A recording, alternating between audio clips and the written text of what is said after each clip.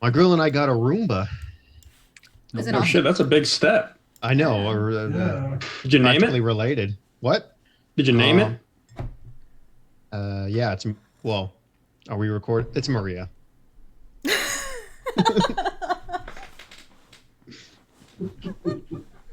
I love it. That's on the stream, right? That's Hey, on the that's what I was stream, asking. yeah. Okay. Well, Uh, that's staying there. That's definitely staying there. but it's working out really well. Bitch. Does it actually work well? Does it get stuck anytime, or does it... The first few times as it's learning your house, Dude, it probably slammed into your computer. it's not at my house; it's at her house. Still. Oh, does it learn the layout of your house? Oh, 100%. That's... It takes about 3 to 4 runs to learn the layout. But after that, it's pretty good. That's awesome. Artificial intelligence, one. you guys. Yeah. Robots taking over. I know it. I'm It's ready. kind of like you have a kid now. Huh? Until we have a kid. Well, I just It's asked. like a kid. Oh, it's like a kid. Oh, Yeah. okay. Well, then I won't complete my sentence. Go for it. Music's in the chat arena. Oh, there we go. Okay, let's do that. He's got to change the subject quick. Watch. Change it quick. No, I was gonna say I asked her parents for permission to ask her to marry me. Did they the say other fuck night. no? At first, they started laughing until I started crying. Oh man, Who the fuck are you? that's rough. Yeah, You're not her boyfriend. and then once about the Killing like, them all. well, after about 15 minutes of the weird like crying in the shower pose, they said it was okay. They weren't thrilled about it. They I said, think they just felt bad. yeah, no, I Pretty think sure so. they just But felt that's I mean, you still got her. You still have to get her to say that. Yeah. Don't get too happy. That's the easy part. You just need a lot of duct tape. Wow, this session is pretty rapidly getting away from me. Start the recap. You guys ready to hop into it? Yep. Yep. All right, we'll jump into a recap here. Wow, it's been a minute. So, where we last left off, the party was still reeling from the death of Asher. You had made it out of the underpath, back into the Knight's Take, where you briefly met with Jack. You encountered another party there, seemingly the rest of the hunting party that you sort of encountered in the underpath when you ran into the Hydra that evidently was bait for a dragon. Interactions were had. Daru got to catch up with his old schoolmate Mort, and in a bit of friendly catching up, discussed potential for the future. Daru kind of questioning what he's doing with this party after, they just lost a kid. Mort offered Daru a spot with their crew. After a couple more drinks, Mort and Daru agreed to a gentleman's duel to take place in the Honor League tonight. Daru putting up his prized sword as collateral for Mort's 5 hundo. Ezra still not quite giving up on Asher, contacted by way of a sending spell seemingly someone from her past, Maman Tajera, who agreed to help Ezra with one last attempt at a resurrection of Asher. So, where we begin our session, you are all in the Knight's Take. Asher's body still cold but preserved on the table in the kitchen, as you have just moments ago been asked by Jack to leave this space. And that is where we will begin. We have to get to the graveyard as soon as we can. Yeah. Okay. I'll So I'll take. tell. I'll come carry on. Asher's body. Okay.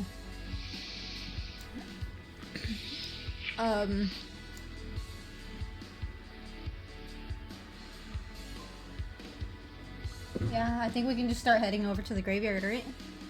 Okay. And on the way there, I want to talk to Hyde. Hyde, I need to tell you something. A while back, Hold on. maybe the day before Asher died, he came to me and he told me some things that I'm a bit concerned about. The ritual you have where you go into the, what was it called? It was a garden, an archway, something where you see your spirit animal. Yeah. He Yeah, told me. He told me Told that you about that. he snuck away one day and looked through it, and he saw Sister. he did. Yes. And I'm not really sure what that means. But if there's anything that you need to tell me regarding Asher, right now would be a really good time. Because we're about to go into something that I need to know a lot about Asher. I need to know everything. Anything important, any details. Are we next to the party right now? You don't have to be. Are we?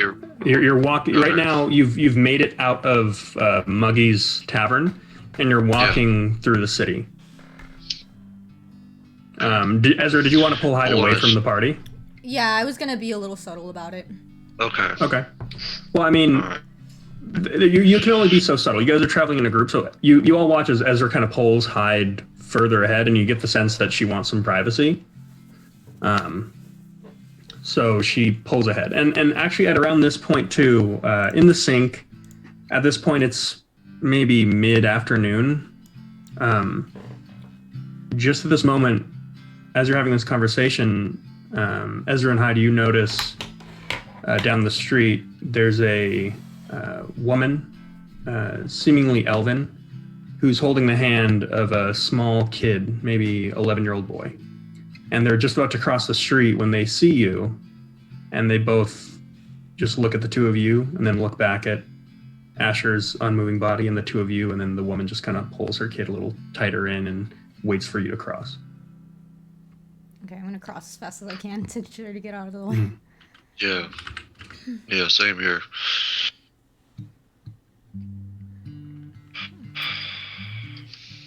I guess there's not any harm in telling you.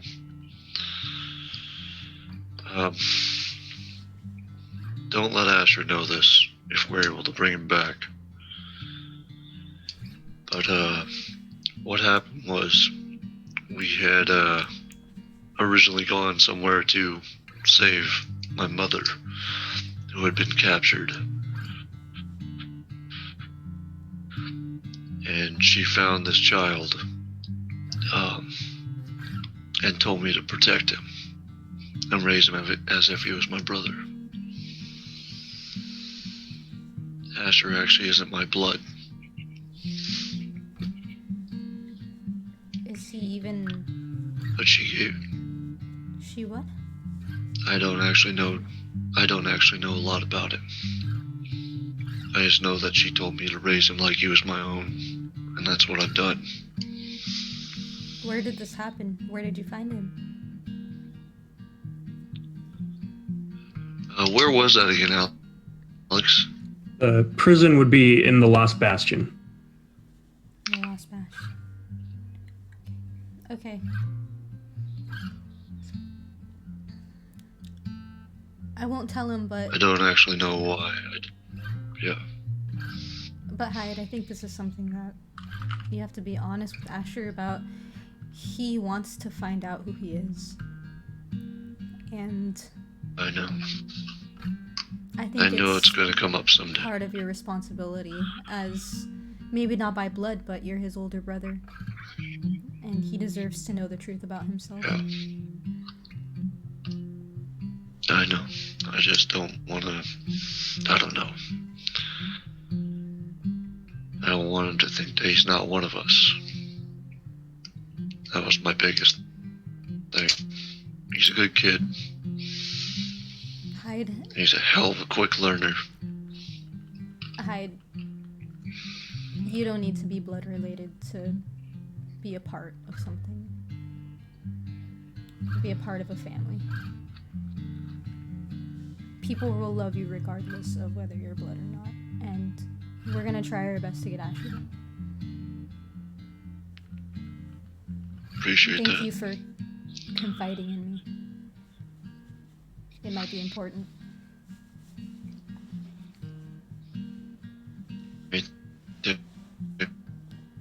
You can do to help.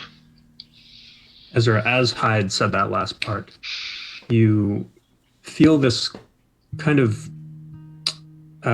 numbing tingle in the back of your head, and the voice of Esther reaches your head. And she says, Ezra, I will be in the graveyard in 5 minutes. Oh, okay. We'll meet you there.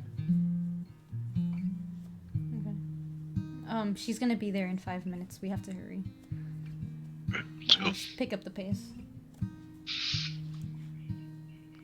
Okay. Oh, and also on the way there, I want to get some stuff out of the bag too. I'm gonna ask Daru for the bag. Daru, can I look through the bag? Yeah. Hold on 1 minute. Shit, I forgot your name, Virgil. And I'll hand you the disc. Grab the disc. Well, not. I'll hand Ezra the disc. Oh, I'll take the disc. Right. What are you Handing- removing from the disc? Wait. Yeah. Um, Who's got the disc? Wait, does Virgil have the disc? Why'd you say my name? I mean, were we just walking together in silence? Oh, I'll you guys just- are probably talking. Yeah, you guys are talking. Oh, are you talking to me? I was gonna Yeah. get there. Yeah. You forgot my name. I forgot about you. It's good. It's good. So tell you what. So Ezra, figure out what you want from the disc. Okay. Yeah, I already know what I Virgil, want. you have this really awkward interaction with Daru where he tried to talk to you, and you realize that you have not been paying any attention. And here's why. As you were walking, your eyes kind of gaze upon Ezra and Hyde. You kind of wonder what they're discussing. And they fall on Asher's unmoving corpse. And within your head, you feel this chill that kind of runs down the back of your neck and down your spine as that cold, menacing female voice creeps in. And she says, "You know, this is your fault." I feel shocked and appalled. And can I communicate through my head, or does it need to be verbal? Yeah. No. Yeah, you can communicate with her. I respond with, "Oh, is it my fault?" It's really not that complicated. Your inaction, your cowardice, your fear of violence. You could have cooked those monstrosities immediately, and you didn't.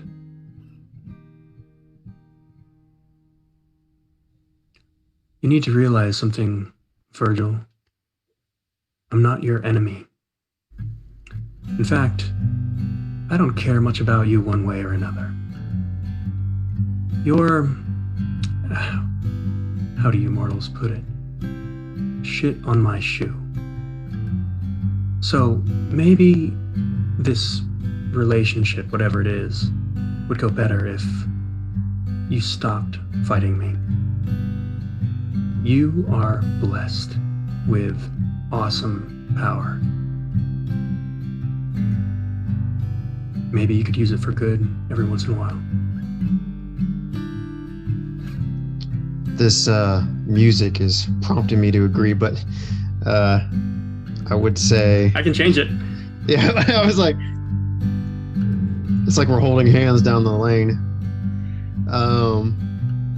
I think I would respond with,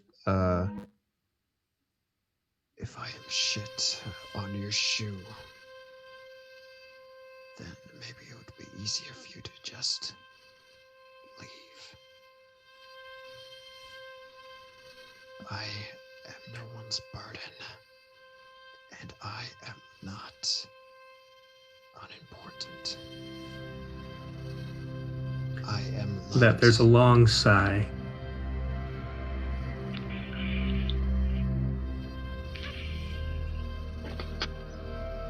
She Go ahead. kind of cuts you off at this point and just says, "Oh, sweet Virgil, if it worked like that, I would have been gone long ago. I gave up the responsibilities of a celestial. You think keeping any promise or responsibility to you means anything to me? Let's face it, we're stuck with each other. So at some point, I think one of us has to be the bigger man and start trying to see eye to eye."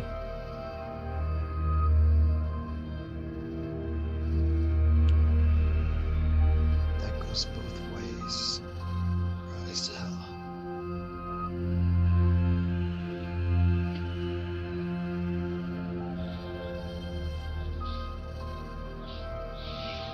Are you frozen, Alex? He's frozen. Oh no! I was like, that Even wasn't a thought. contemplative statement. That was. He's still thinking. He's still thinking. Okay, there you are. Oh, there you there are, it is, Alex. yeah. Okay, I just said everyone froze. God, this is gonna happen every time. I swear to Comcast. So, so as that final thought kind of carries through as that, it's strange. After speaking with her, although her presence is sort of disconcerting, it actually feels extremely chilling, and you feel very alone when she leaves. I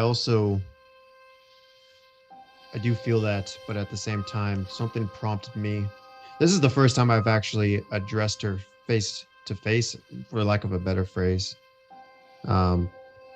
Asher's death, I think, has stirred some sort of confidence in me to face what I need to face. Some sort of begrudgingly, not coldness, but stoic kind of attitude to not cower behind whoever this being is to me. So as you ponder that, Ezra, what is it that you took out of the digitizer? I took out the one of the demon summoning crystals, and I believe that's Okay, all I needed from there. Yeah, but I am gonna go over to where I don't know who has Asher's things. I'd assume that's Hyde. Mm-hmm. Hyde, can I grab something from Asher's bag? Yeah. So I'll say at this point, you've made it to the graveyard. Okay. And you've kind of gathered around an open clearing where there's actually an area where there's not really any graves, and there's a couple of benches and things for people to sit down. So you can lay Asher down on kind of a like a picnic table that's made out of stone in this clearing. Ezra begins picking through some things.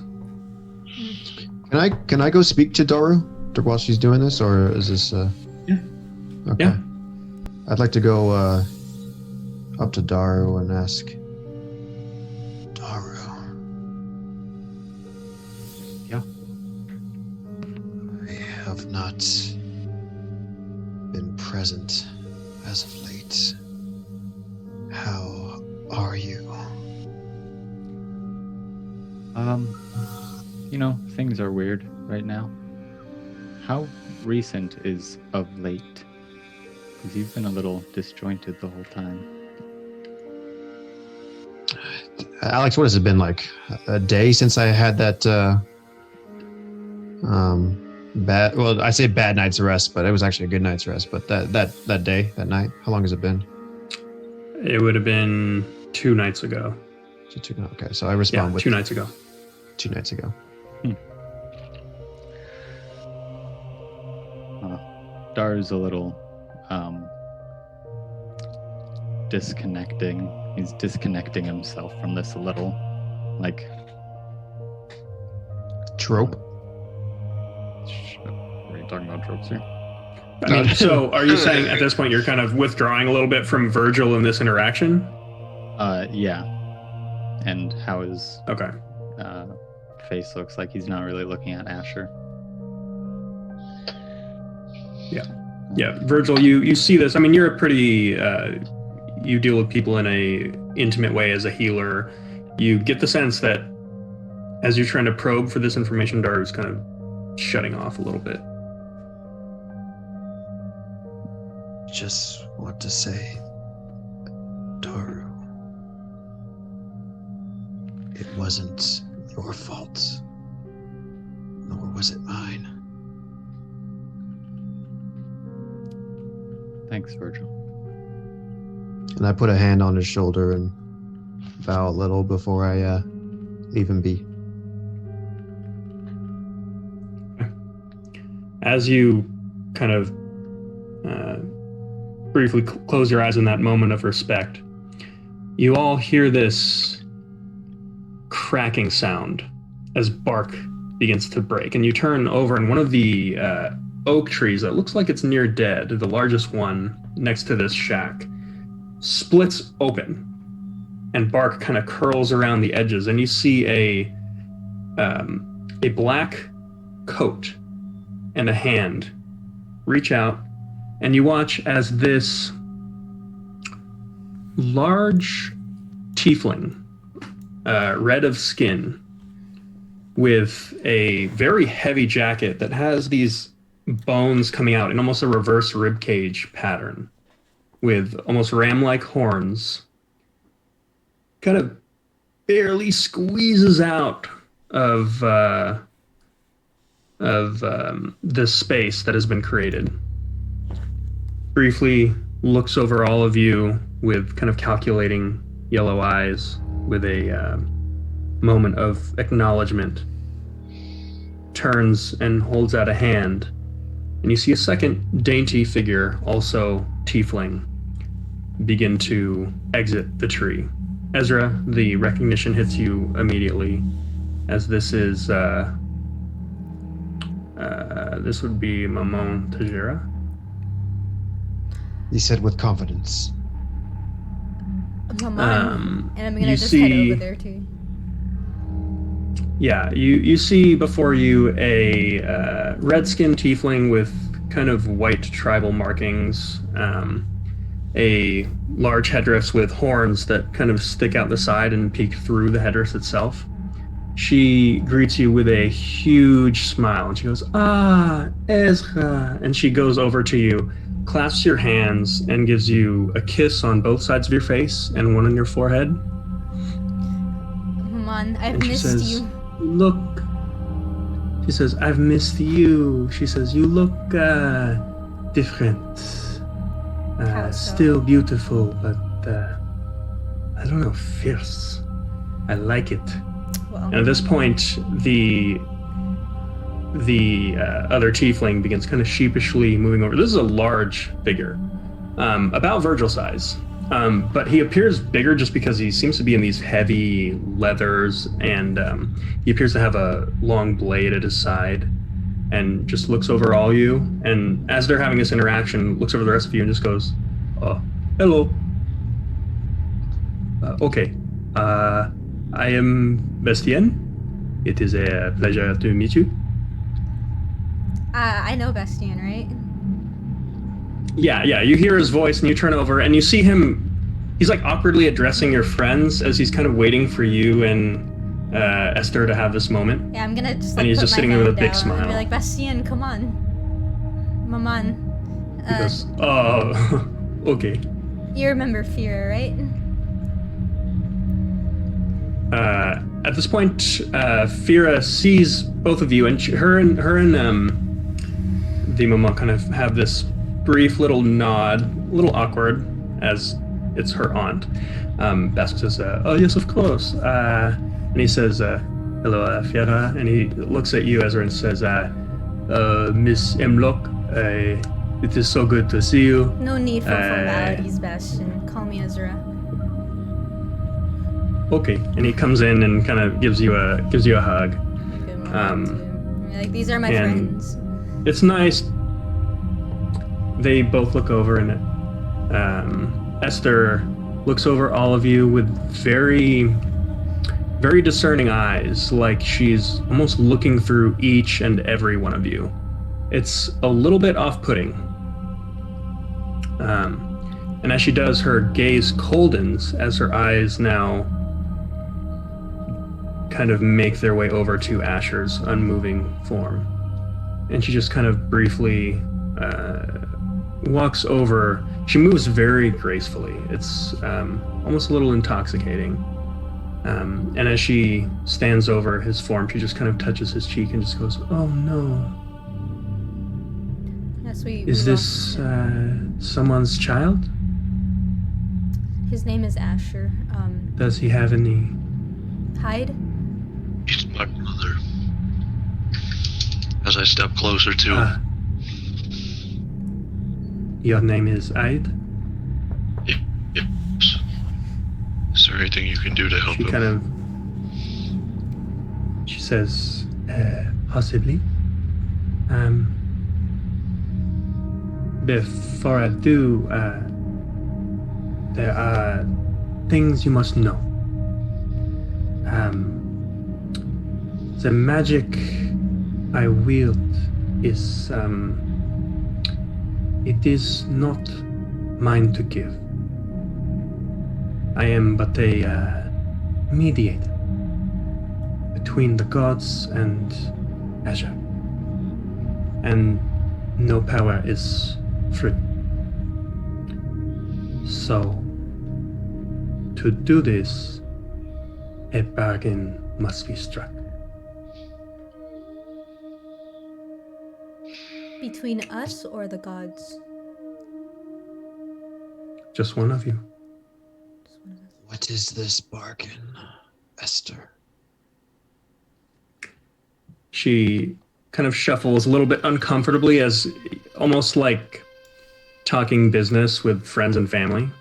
She says, a sacrifice must be made. What sacrifice? It is not for me to decide. The gods work in mysterious ways. I'll do it. I will take care of it. Hyde, you can help me. But She says, Ezra, I speak of more than an offering. not I offerings. need a sacrifice. You get the sense that with the look she's giving you and what she's describing, this is in addition to the offerings. I would like You to get the sense that she's talking about a pact. I would like to do it. Not in that joyful manner that I just portrayed, but At this point, Whoever have to. Hyde steps forward, Yep.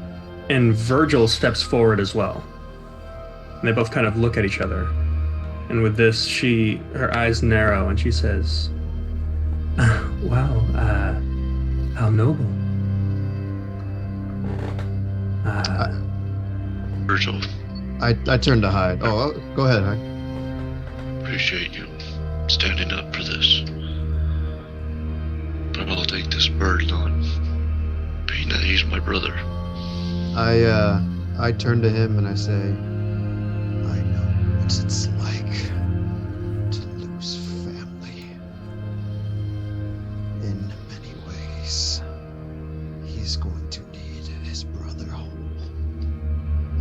side as I wish mine were for me. And I put my hand on his chest and I say, please let me do this for your family, as you have become mine.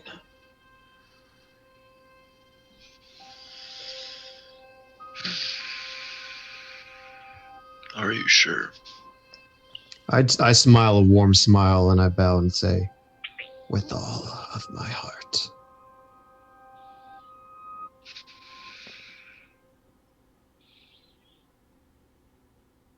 I nod then. I embrace him and I say, thank you, Hyde. I look forward to being with you and Asher again. And I turn to Esther and I smile still, very happy to be of service. And It's funny, she's been very warm to everyone. With this exchange, she's looking over you with a very almost suspicious look. And she kind of looks at you up and down, and she walks closer to you, almost uncomfortably so, and now begins moving alongside you, almost flanking you, and walking a small circle around you, seemingly inspecting you. I keep my eyes gazed forward. She says, and what is your name? My name is Virgil. You are not from here, are you, Virgil? I look at her. My eyes glisten for a second, but then I smile and say, no. You have the eyes of an angel. I do not like angels. It is not the And- eyes of an angel, Esther. It is With that, she the heart. grabs your hands,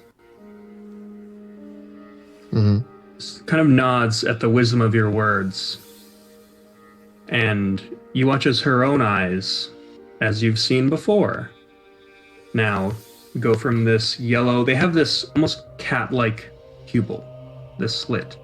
You watch as that black slit now covers the entire eye as her eyes go black and pupilless. And you feel yourself shrinking inside your own body. It's strange. Go ahead and make a wisdom saving throw for me. Okay.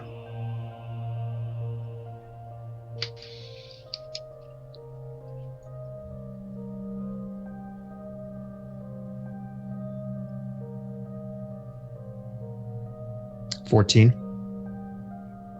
14. As you begin to instinctively try to fight this sheer force of her personality, whatever it is that's invading your mind, your soul, whatever it is, you begin to instinctively fight back.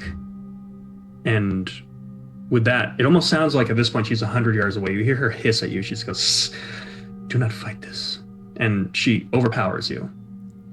And you feel memories, uncomfortable memories, brought to the surface. You feel like she is cutting you open and just sifting through to just get a overall picture of who you are. It's very invasive and uncomfortable, and the feelings that it evoke are not necessarily ones that you're wanting to revisit. It's strange. It's almost like psychically you feel like you're a little child being thrown around by a pissed off parent. Oh, well, that's below the belt. All right. Can I respond to her in any way, or is this just happening? Yeah. I'd like to respond with her, and not very confidently, but with pain and regret. I am who I am. And I let her sift through the memories. Okay. With that, you notice immediately there are certain memories that she's drawn to. Anything involving your fall from your clan, and anything about Rizel. And with that, she says, there is some humanity after all. She says, you have been blessed, Virgil, touched by fury. She says, I know what would be a suitable offering. She says, you fight this as though your life depends on it. Commendable. You are winning. I would seek to restore balance. Make it a fair fight. What do you have in mind? I will mark you with the fury. You may find more difficulty with control.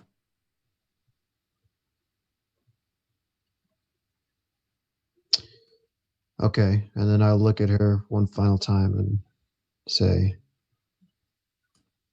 am who I am, and I am what I always will be. And I bow as if to say, continue. Okay. With that, you feel searing pain in your chest as you notice she has pulled your shirt down a little bit and is almost seemingly burning her hand into your chest. And it feels like it burns deeper than the skin or the muscle. It feels like what she's doing right now is leaving a permanent brand on your very soul. I want to maintain eye contact with her this entire time, through the pain and the, screaming if there is any. Okay, go ahead and make a Constitution saving throw. Okay.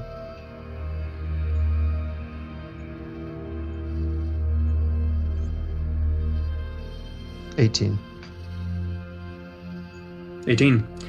You, through the sheer pain and inability to control basic bodily functions like breathing, you maintain just this bulwark of fucking iron constitution that Virgil is, and you stare her down throughout the whole process. And you get to a point where, you're no stranger to pain, and eventually you're just not flinching. Not a single peep comes out of Virgil.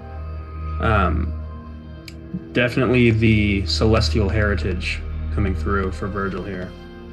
As she releases her hand, where you look and expect just this burned flesh, what you see is almost this black ink blot on your chest that looks like a snake coming up with this face of a woman screaming with her arms outstretched like this, seemingly clawing at something, with dragon wings coming out of the side. That's a dope And with that, tattoo. she just smiles at you with warmth now, seemingly as though you've passed some sort of test. And she says, an offering has been accepted. With that, she turns to you, Ezra, and says, Ezra? And she turns looking at the other tiefling, who at this point, you notice, pulls off his back what at first you thought was a large shield. And you notice it is this large stone bowl. And places it down on another flat. He actually places it down on a flat headstone on somebody's grave. And it makes this loud reverberating stone on stone crack. And as he does, he reaches into the satchel and begins taking these very, very expensive oils and begins pouring them in, seemingly preparing some sort of ritual. Ezra, as this is happening, it's going to take about a minute to set up the ritual. Is there anything you want to do? Or anything anyone else wants to do? Are those oils labeled? They're not. But go ahead and you can make an alchemy check using your intelligence. So good. Do I feel okay, or am I like tired? You don't feel tired. You actually feel strangely rejuvenated. You feel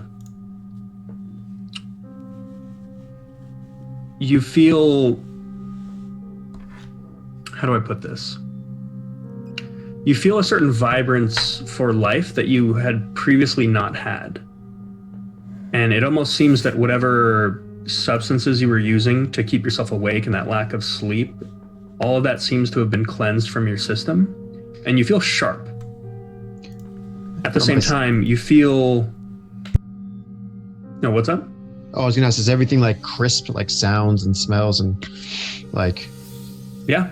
Okay. Yeah, it's a little intoxicating because you've been in a pretty dulled state.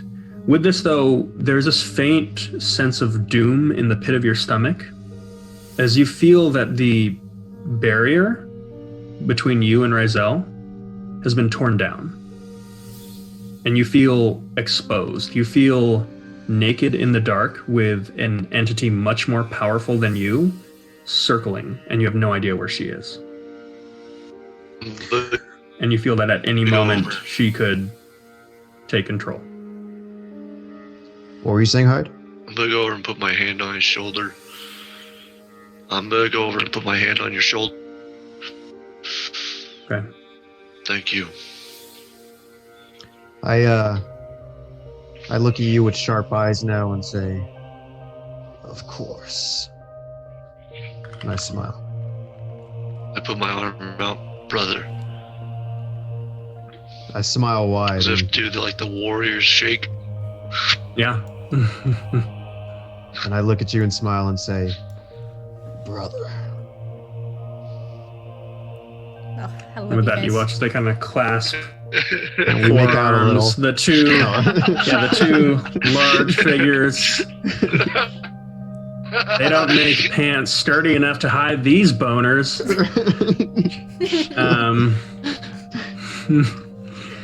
So, with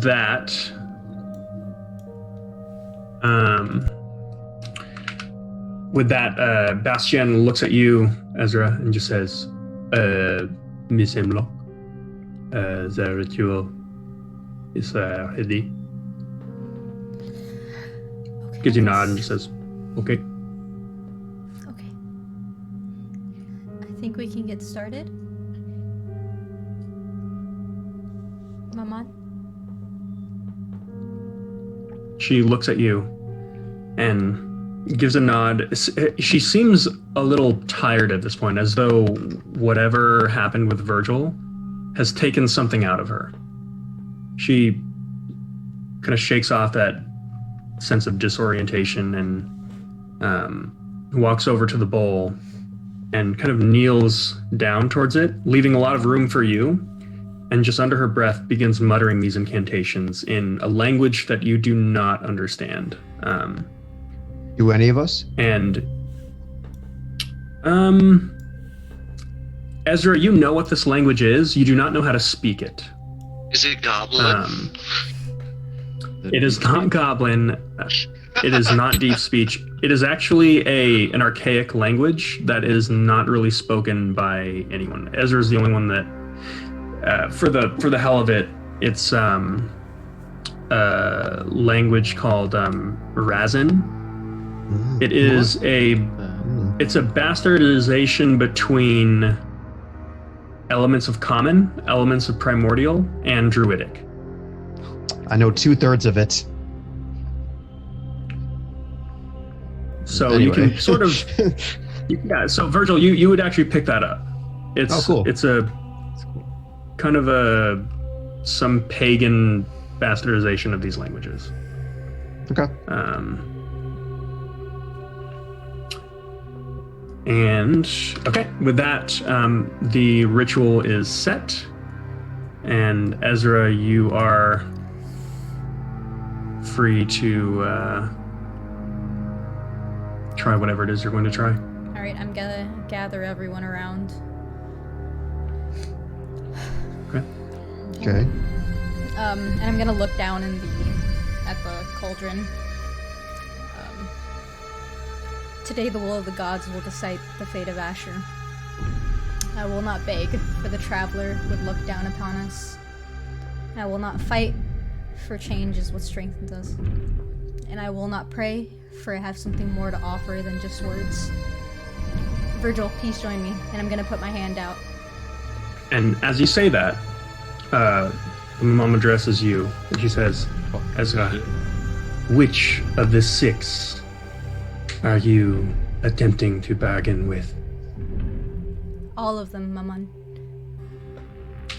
And with that, you watch as Bastien gives Ezra this, like, eyebrow, takes a almost instinctive step back, looks back at the Maman, and back at Ezra, and you almost feel like the air has been sucked out of the room as she said that. You watch as Esther just smiles and just says,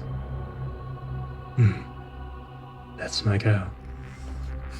And you are free to pursue as you see fit. For the Fury, the blood of a creature marked by the Elder God himself. And I'm gonna put my hand out and hold a blade and ask for Virgil's hand. Virgil looks at the blade in her and looks at Asher and looks at Ezra again, smiles, and steps forward. I'm gonna take his hand and I'm gonna slash across it. Not too deep, Okay. just enough to get blood running into the cauldron. Okay. You watch as Ezra takes this. It's strange. It's actually like an Assassin's Creed blade. It's this gauntlet that she's always had. And she kind of releases the blade and runs it across his hand, drawing blood. And as it drips into the cauldron, you watch as the flames start to... actually, flames apparate, because this was previously just a still pot of oil. You watch as there's this... it just ignites. And with that, you hear an offering has been accepted. And then I'm gonna walk over to the little machine that I have and I'm gonna turn it on. Okay. And the remnants of something neither living or dead, twisted beyond recognition, for the keeper. Okay, so at this point, you watch as Ezra walks over to the side of the shack, kind of towards the back. And she snaps this lever, and you hear this cranking sound, and this almost like a generator kicking up. And you watch as what you didn't notice is above there are the almost Christmas lights that kind of interlace between the entire graveyard. They begin letting out this very faint, dark. It's almost like a black light. And with that, you look up and watch as around you, you are completely surrounded by hundreds of these small, little moving, ghostly lights.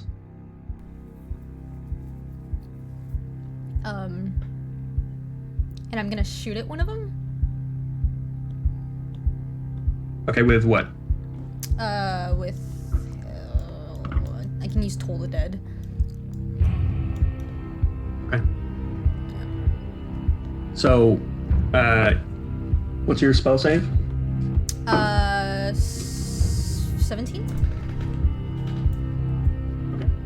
So with that, you watch as Ezra now waves a hand and almost makes a clenched fist, and you watch as one of these lights begins to flicker, and it shrieks with this almost a squeal of pain, and you watch as this mist comes off of it, and a faint bit of this ectoplasm-like substance sort of drifts down into her hand as she's ready to catch it.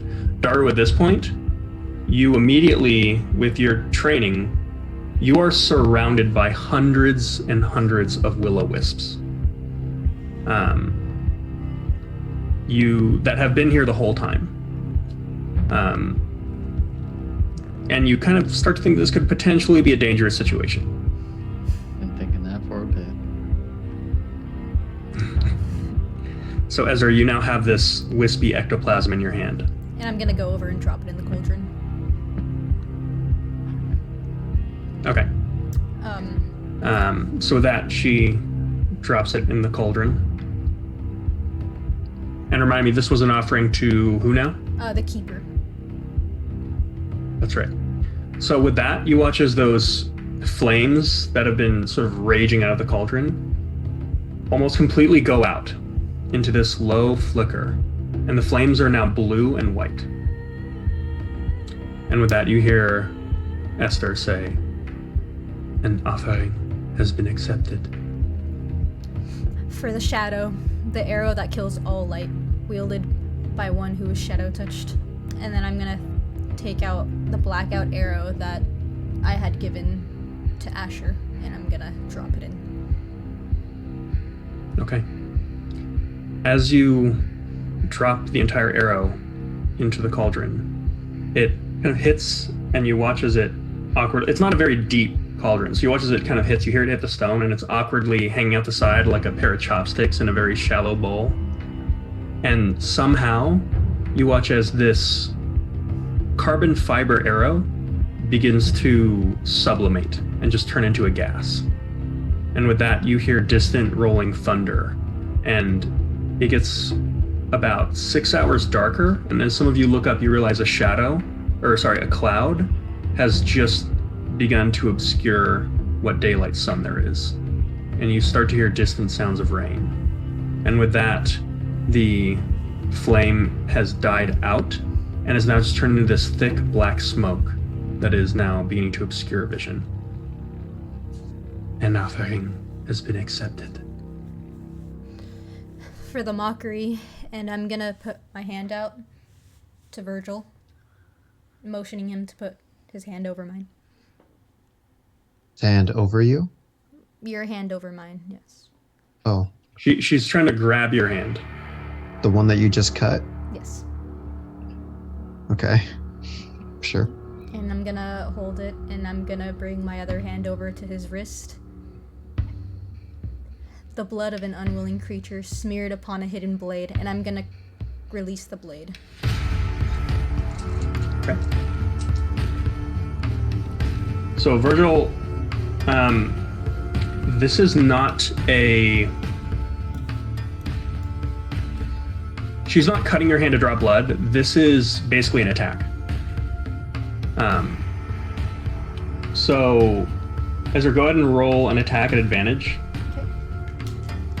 Because of the circumstance and because she lined it up just right, if this hits, this is going to be an auto crit. 16? That hits. 16? Okay. What's your strength or dex mod, whichever you use for the attack? +1. +1. You take 24 points of piercing damage. Oh my god. God damn. As she's just holding your hand, the blade shoots forward. Actually, you realize about another 3 inches past where you saw it extend, and it breaks through the bones of your hand, and you get the sense that it actually nicks the radial artery. And you shoot back instinctively, just holding your hand to stem the bleeding. Your hand is fucked. And you're probably gonna need to heal that. Can I do so now, or is that going to fuck up the ritual? Yeah. No, you get the sense Ezra gives you a nod as though this part is done. Okay. And I imagine a somewhat apologetic look. Yeah. And I look at her, I don't smile, which is weird for acts of service that I'm trying to do, but And I bow and never lose eye contact with her. I kind of sheepishly look away a little bit. And I like to use healing You word see on a my bit of a hand, look if of that's shame. alright. yeah. Yeah, you can do that. Go ahead and you can roll whatever healing. You don't have to tell me. Just add it. Okay. And With this, you going- watch as Ezra now unstraps yeah, I'm this gonna entire gauntlet. unstrap the gauntlet, and right before I drop it in, I'm gonna look at it. I am so sorry, Amiria, and I'm gonna drop it in. Okay. With that, the entire apparatus falls into this oily substance. Some of it even flicks out of the cauldron. Darwin, that oil lands about 6 inches from your foot, and you watch as it very quickly begins to erode through the earth itself. Shit. Yeah. With that, you watch as this apparatus, for about 5 seconds, it's untouched. And then you watch as it is almost consumed, as this oil begins to seep against gravity over it, completely encasing it, and then eventually just dissolves it. And you hear the whining and creaking of tortured metal as it is just completely, almost as though the oil itself is breaking it somehow. And eventually you see it's broken into these fragments that slowly begin dissolving. As this happens, you swear that that black smoke now begins to coalesce, and you swear you see the face of something you wish you had not seen. Just a face of pure menace. And around the area it gets about 20 degrees cooler. And with that, you hear, "An offering has been accepted." For the traveler, the fragment of a gateway between worlds, and I'm gonna drop the demon summoning crystal that we had found previously. Okay. You take that stone and drop it in.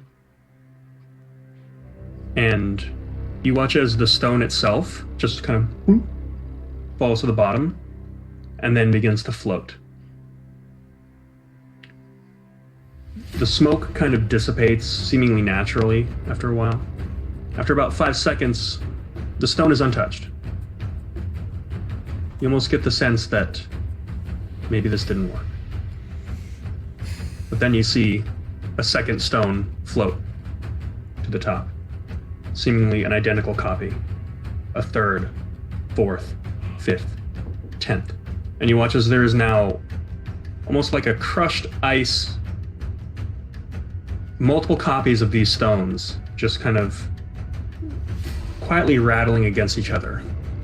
And beneath them, you see this almost flickering blue light, as though this, whatever oil is in here, is now luminescent. An offering has been accepted. For the devourer, hide. Come here. And I'm gonna take out a small knife and I'm gonna say, "The blood of a primal creature who devours everything in his path." And I'm gonna hold it out toward you. I nod and Are you holding handle side or blade side towards him? Handle side. hold my hand out. And anything you want to say, hide. She's now is the giving time you to the say it. dagger hide.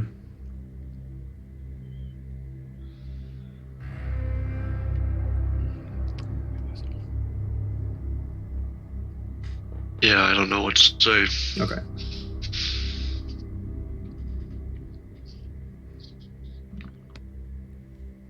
You just have to give some blood if that's all you. It'd be something to Asher or To the devourer. To the gods. give everything I have. Okay. And then I'll just, Do I you just take the cut my blade? hand with it? Yeah. Yeah, what do you do?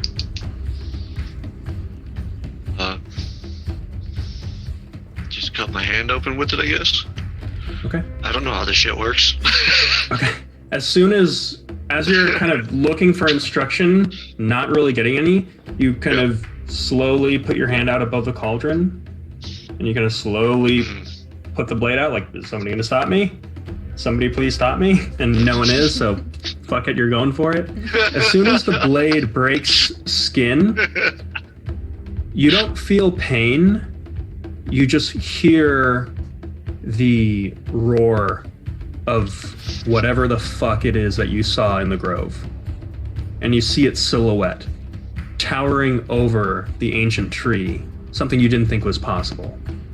And you feel like a tiny grain of sand against it. And as you're shocked by that vision, you look down. Your hand has been cut very deeply through, and you don't remember cutting it yourself. And as your blood drops into the brazier now, as it's got this faint heat coming off of it, you watch as the blood itself never makes contact with the cauldron. It is burned mid-flight into this faint smoke. An offering has been accepted. And I'm gonna look And at with Hyde. that, you watch as Esther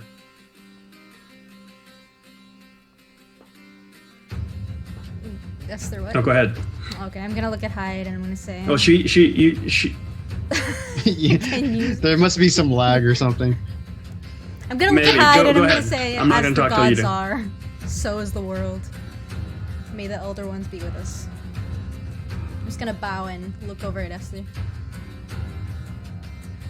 And you watch as you were saying that, she's kind of slumped over, and she just looks completely exhausted. At this point, it looks like she's done with the ritual. It seems like everything that could be done can be done. So, I'm going to roll for Miss Esther, based on the offerings accepted. Okay. Take a picture of this.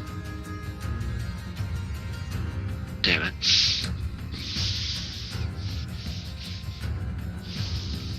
Are you taking a with that- picture because it was bad? Probably. That's That you watch as the brazier on top of the headstone begins to boil and boil and boil. And then out of nowhere, you hear this crack, and it shatters, spilling whatever magic erosive contents out onto the earth beneath. I would like everyone to make a dexterity saving throw.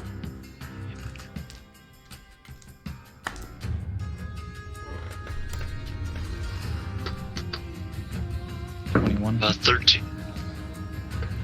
18. I got 13. Unnatural 20. Okay. You, Ezra, you said 8? 18. 18? Did anyone get below a 15? I did. I got 13. Nope. 13. That was- Okay. Eddie Yep. did, yeah. Okay, you take 15 points of necrotic damage Ooh. as it just seems to soak through your shoes, and you just feel your very life essence being drained from whatever this was.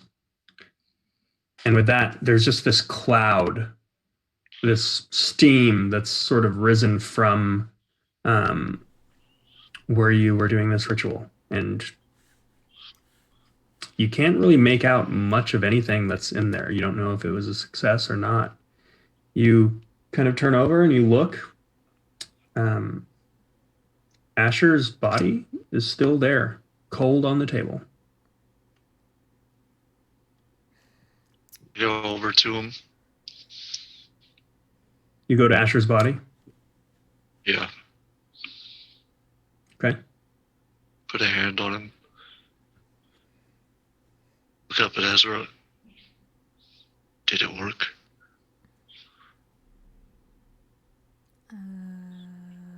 I'm gonna look for a heartbeat.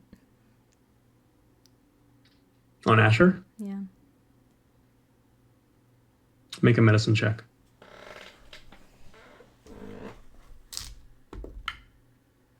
It's a natural 20. 28 total. Natural 20? Yeah.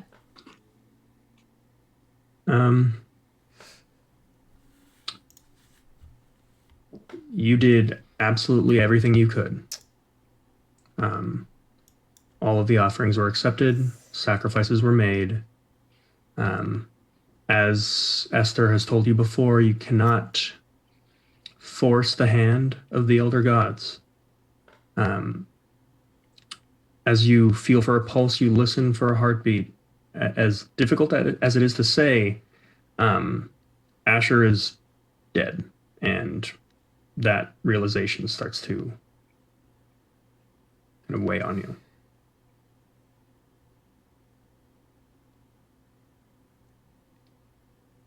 Can I tell by the look on her face? Yeah.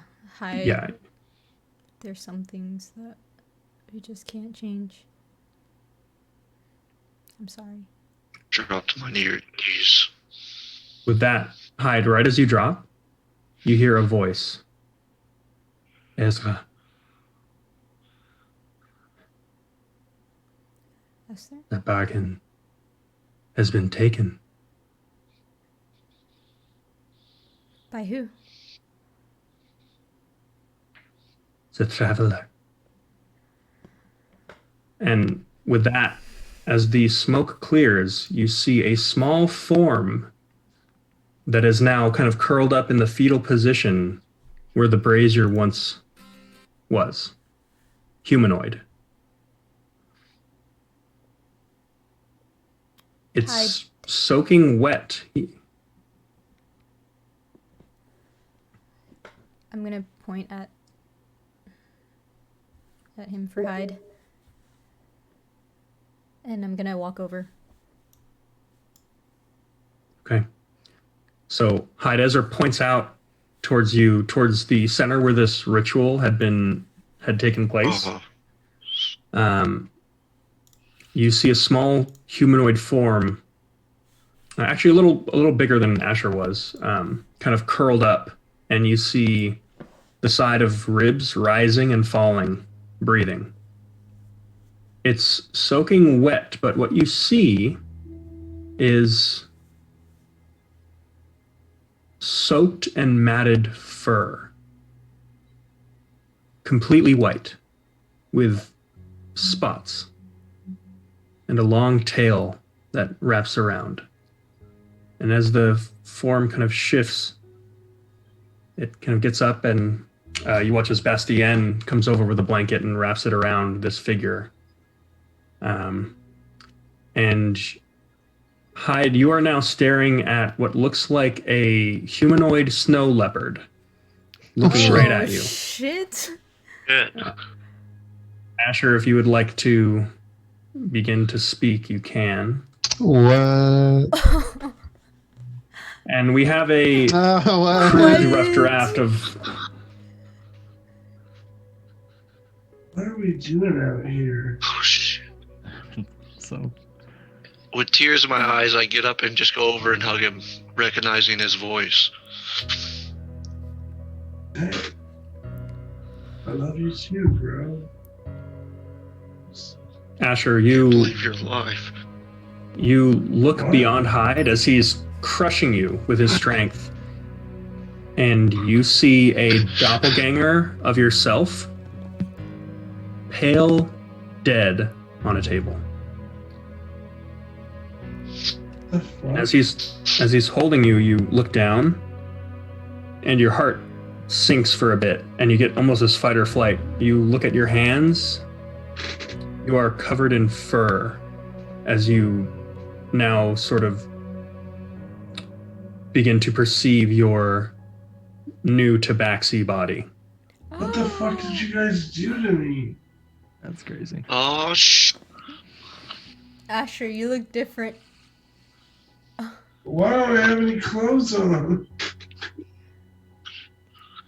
Why am I a cat?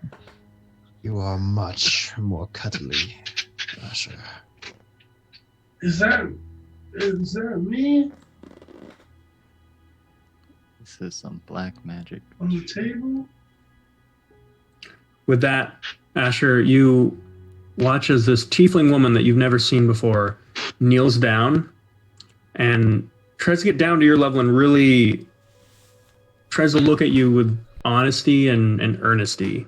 And she says, Asher, my name is Esther.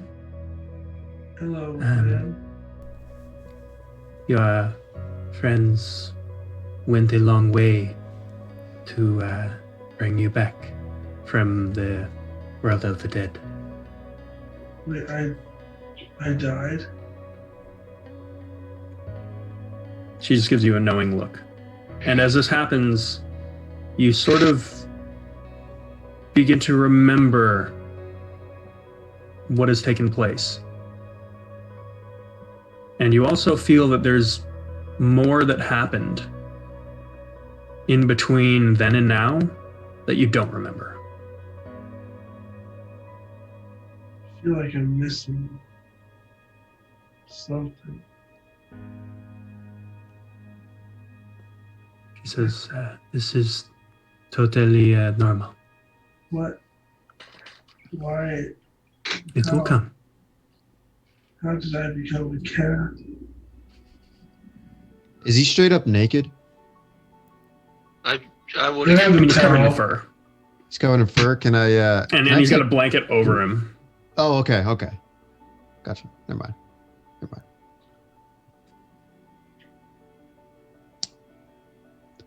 But how did this glad you're happen? back.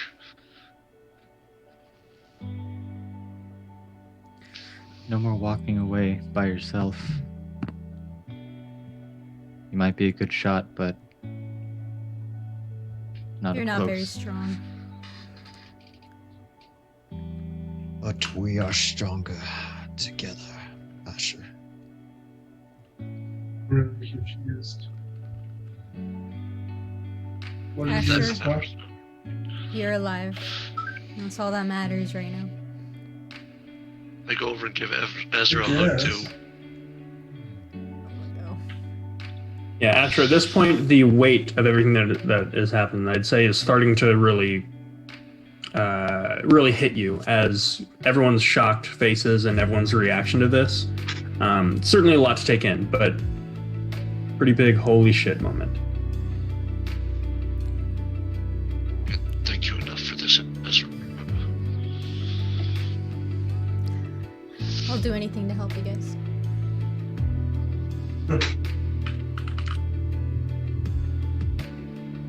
And with Come on, this, thank you so much. you watch as Esther is walking towards you with a smile on her face, and you notice she's got a series of rings on her hand, and you watch as she's gently taking the rings off of her hand, and with this flash of red, she bitch slaps you, Oh, and there's this Wow. loud crack, and you just hear Bastien from about 5 feet away just go, oh. And with that, thank you she for at least says, taking the rings off. 3 years, Ezra. You do not call, you do not write, no communication magic after all I teach you, no sending spell. Oh, I'm going to die, Ezra. I'm going to die from the pain. I cannot believe this. This is some Dom sub shit. I'm gonna look And at she it. just looks at you and just says, "What? You have nothing to say?" Look at No. how youthful you Oh, are. I don't ever expect. She says, "No, no." She says, "You don't tell me. Oh, hey, Mere, I'm alive. I hope you are alive too." Or, "Hey, I met a very boy so dreamy. We make love in the graveyard and under the city." Nothing. Oh, I Where are have you a getting lot to these tell accents? you. And I'm just gonna hug her. I missed you so much, Maman. I'm so sorry. There's been a lot going on, and you know I always carry a piece of you with me. She begrudgingly hugs you back and then eventually gives in and holds you very tight. And then almost growls in your ear and just says, your offering has not been accepted. Okay. It's okay. I'll And make she it up to releases you and begins putting her rings back on. And with that, she once again goes back into drama queen mode and she goes, ugh, all my children, they don't call, nothing. And then she looks at Bastien and she says, except for you, Bastien, you are my knight. And with that, he just goes, oh, okay. What about you stay for dinner? You and Bastien. That's the least we could do. She says, I think perhaps another time. We will stay in the sink. We have business. Do not leave without saying anything. We should talk, you and I. And she looks at you, Asher, and she says, and we should talk as well. Perhaps, perhaps with your brother. Looking at you, Hyde. I nod. Okay. And with that, she just looks over towards the large tiefling and says, Bastien, I am starving. Come, get me some food. And he kind of takes her on the arm and they begin walking into town. And with that, she kind of whips her head around, Ezra, and gives you one last look with like a sly smile. And they slowly begin moving into the city. Goodbye, Maman. I'll just look over at the group. We did it. We did it. Asher, words can't express how happy I am to see you. Yeah. I'm happy to see you too. I thought I lost you. I thought I failed.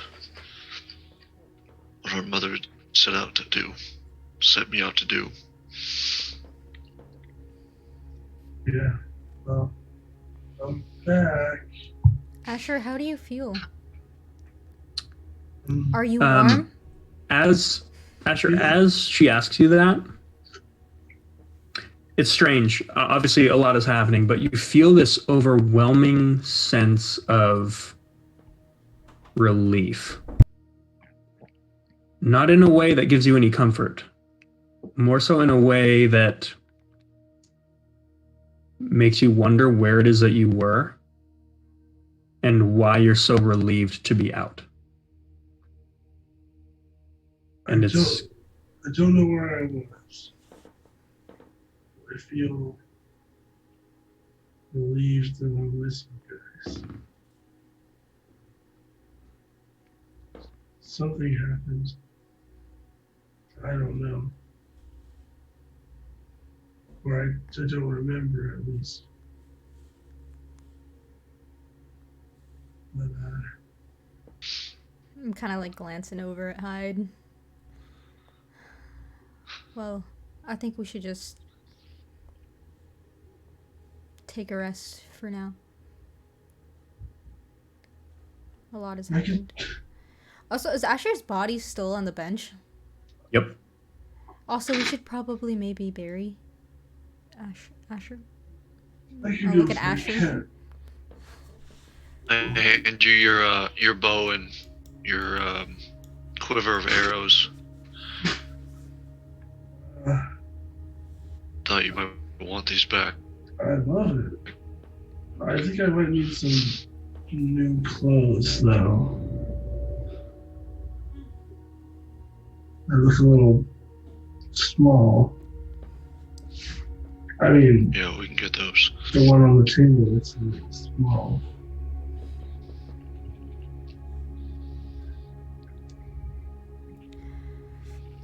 So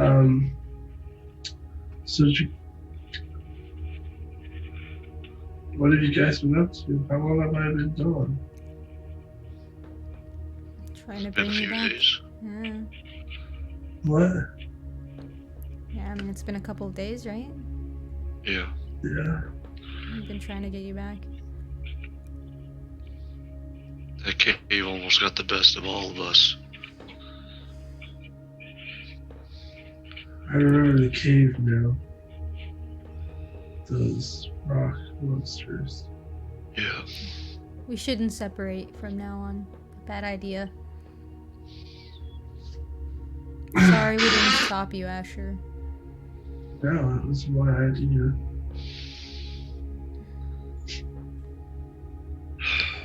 I want Virgil to observe Daru to see how he's reacting to this entire thing. Make an insight check. Daru,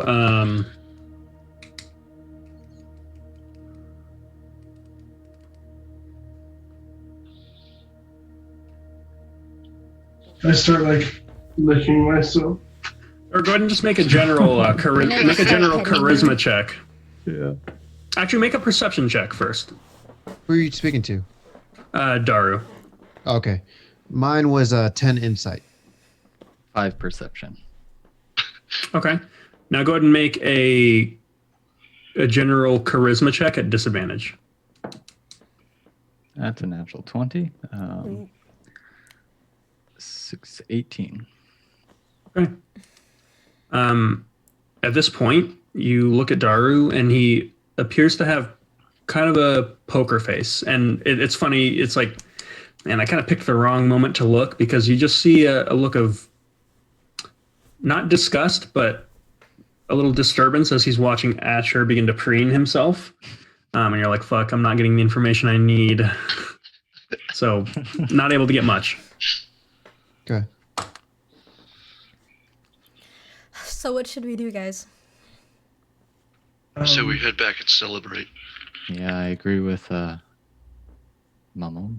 Food is good. I could Food and definitely drinks? eat something. Apps, just drinks. Do you feel like eating Food. now? Yeah, What? what That's do what I you? meant. What sounds good, Asher? Fish. I'm sure we could find fish. We'll find Yeah. fish. Are we going back to the club? I Or would just think walk that- around town? Yeah, we should Yeah. just walk around town. Go for a walk. Yeah, maybe find somewhere. Or you do know that you do have an appointment later today. And it's rapidly approaching. Maybe I don't know where this place is, do I? You do. Okay. You said the Honor League. There's it's right next to the Huntsman's Hall. Okay. maybe before we get something to eat, we can find me some pants at least. I think we can do that. Yeah. Ezra, this is a bit morbid, but you would have a bit of a Some clothes. forever lost and found, let's call it that, in the graveyard shack. Oh. I'm gonna Jesus. lead him over there and be like, Oh, pick that's whatever you horrible. like, Asher. Where did you get all these clothes? Don't ask, don't tell. They don't belong to anyone anymore. Their souls have moved on. Okay, so dead people clothes. Alright. I was trying to say it nicely, but yes. Give me a minute then, I guess. Could you leave so I can change, Ezra? You're naked right now. I have a I'm blanket just gonna covering walk myself.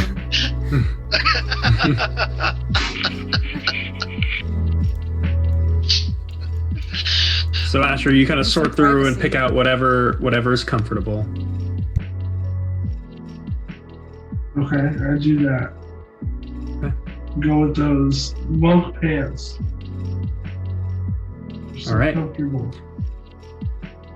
Asher, At this point, you hear a voice in your head, as do all of you, except for Daru. It gets a little weird for Daru, but for everyone except for Daru, we'll say, this is the voice that you hear.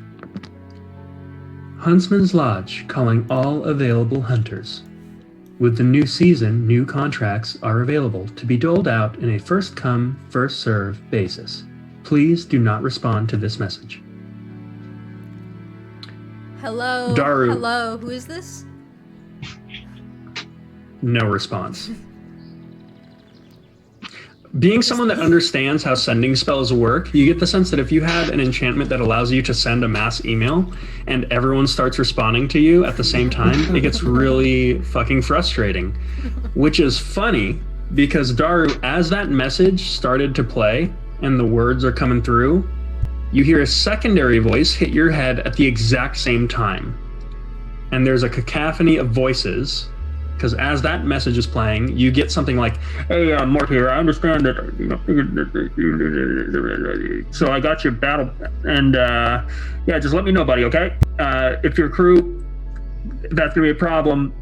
We can but." So you didn't hear either message because they both played over at the exact same time. You guys hear that? You understood that? Yeah, it was about the Huntsman's Lodge and bounties. Okay. Okay, that's fine. Be that way. You don't have to respond. That's fine. It's just that I put aside my day to do this, so. Oh, shit. And it's funny. Ezra was talking to you as that second message came in. Jesus Christ.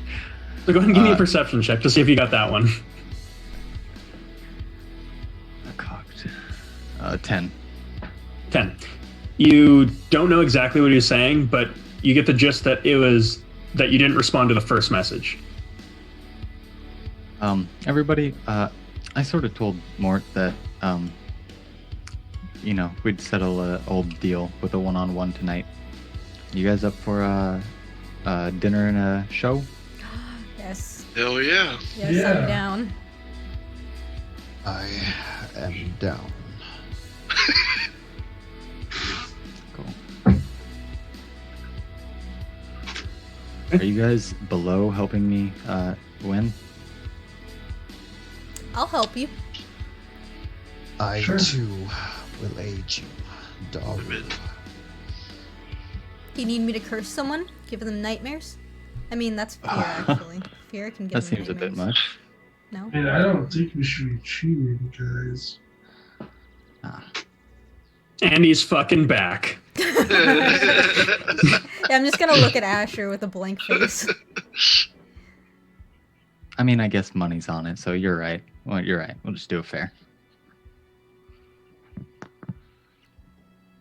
You need me to rip somebody apart? No, we're not cheating. No.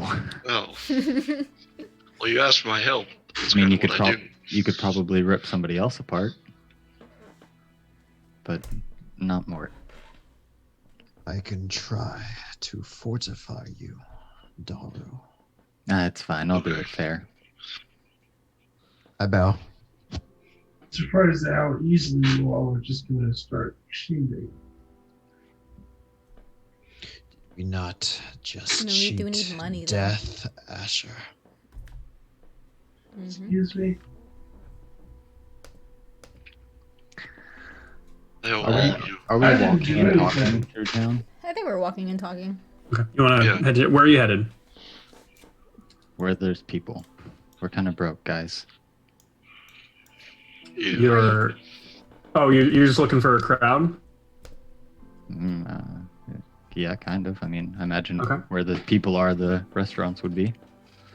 Yeah, we're Okay. gonna get food and then head to the thing, right?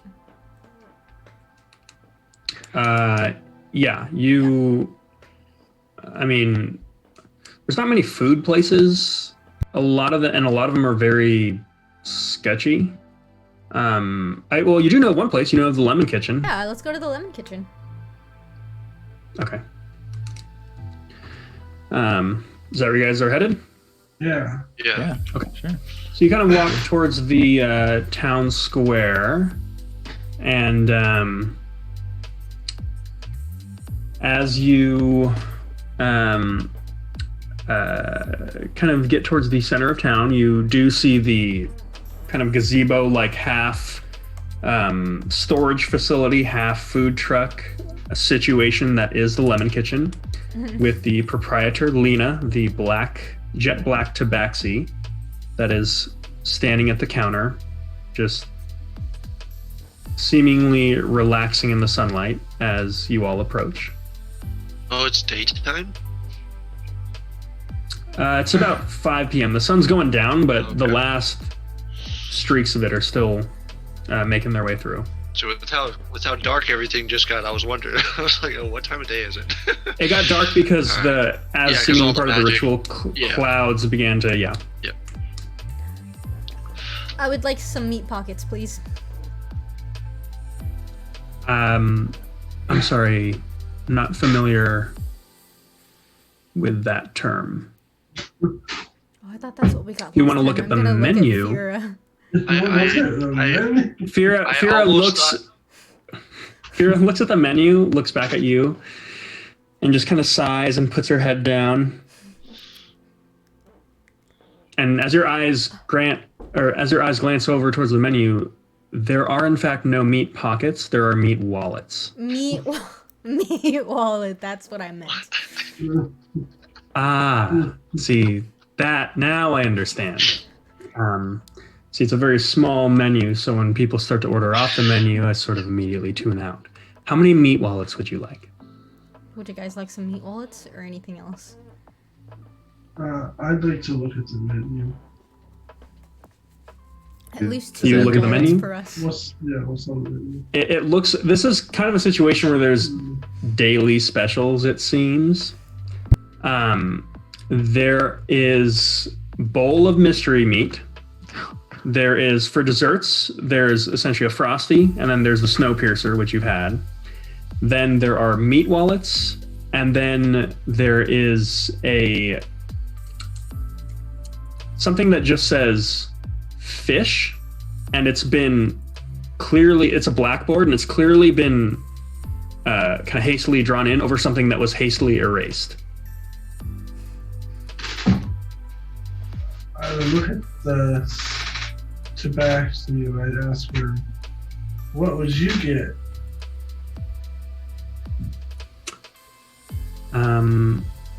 I don't usually eat the sort of food that I cook. I mainly cook for human people that like greasy things kind of assembled in a wallet-like formation. But if it were me, I would just have a simple piece of trout or something like that. Can I order that? It's not on the menu, so I'd have to charge a little extra. Okay. We only have 30 credits, or $30, so as long as it's under that. Just keep it under that, Asher. Okay, I don't know. I've never been a tabaxi before. Can I It'll go be 30 up? credits. Can I go up to For the To- one piece to of see her? trout. Yeah, you go up over to her. yeah, just do I recognize her and she recognizes me? Yeah. I smile and bow. And I ask her, is there any way we can get a friend's discount? Make a persuasion check.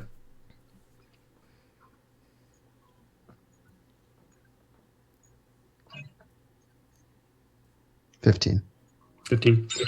You get the sense that this tabaxi likes to fuck with people and then kind of gets dug into certain things and really doesn't like to lose an argument.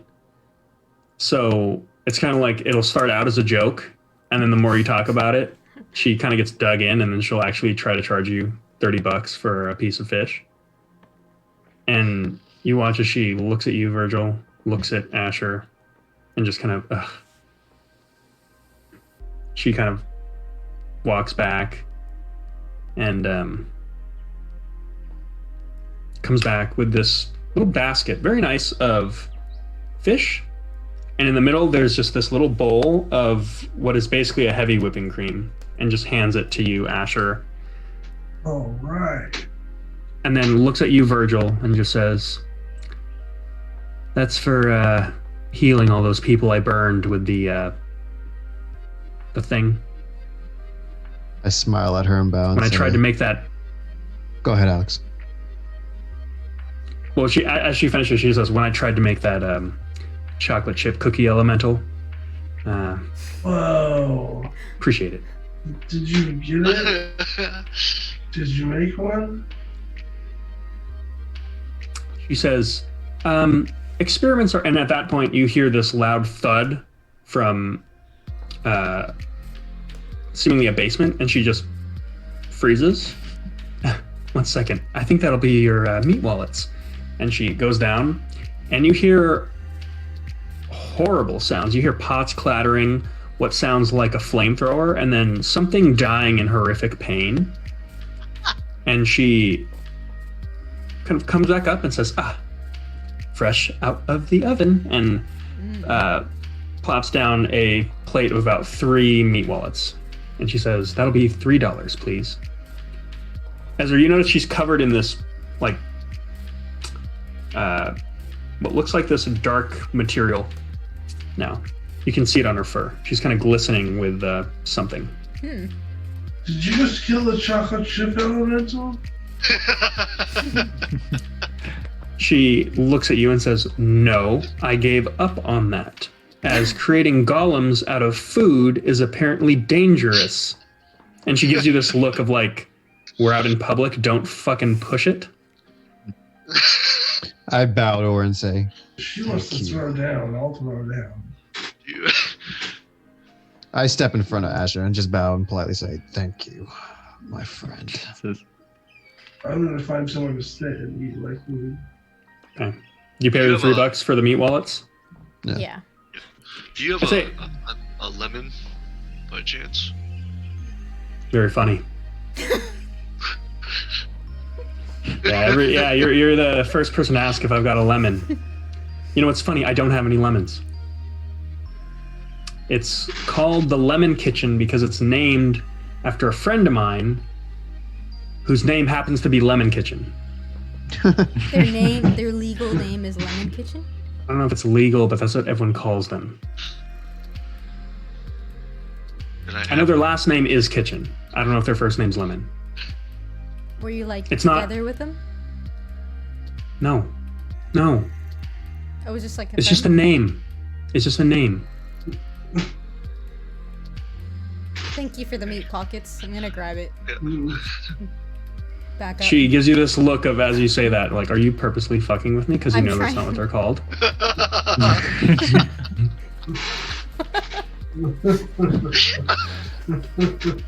I literally Who's gonna wanted a walk lemon. And as you leave, you hear her under her breath just say, "I hate it here."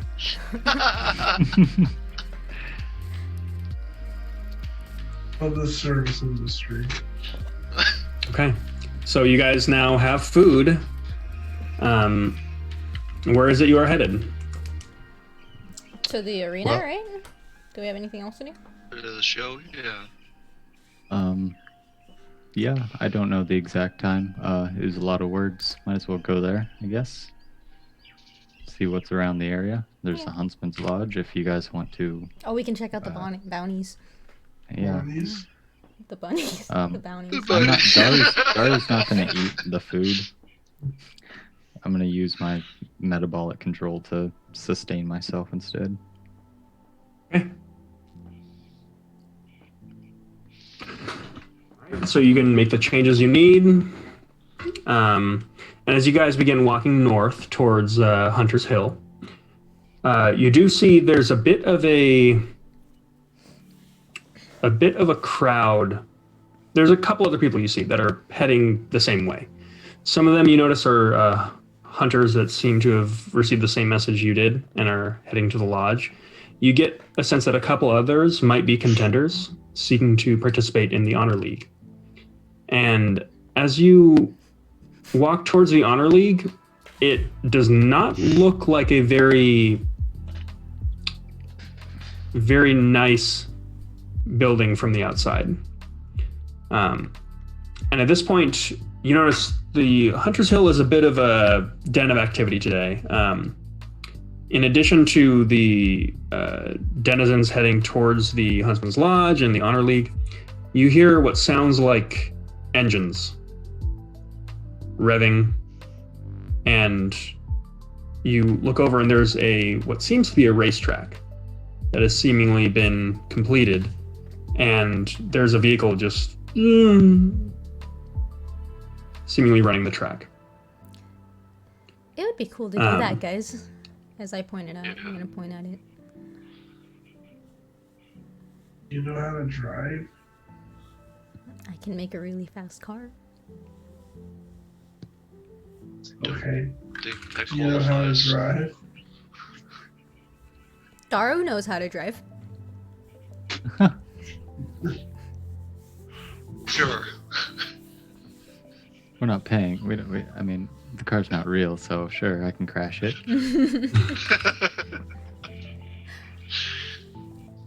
Just gonna keep So walking. do you proceed towards the Honor League? Yeah, I walk Okay. into the Honor League. Okay. As you begin walking, you see this concrete building. It does not look very... It looks very humble. And as you enter, you notice that it's just this long stairway headed down.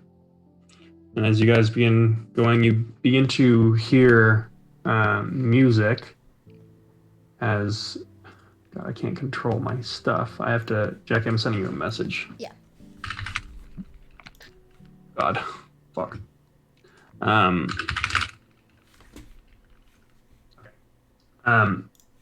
You hear music, and as you push open the doors that bring you into the underground area that seemingly makes up the Honor League, what you see is a large stadium that's completely empty. But there are very prominent flashing lights that illuminate the whole space. There are a few people gathered around, but you don't really see any crowds.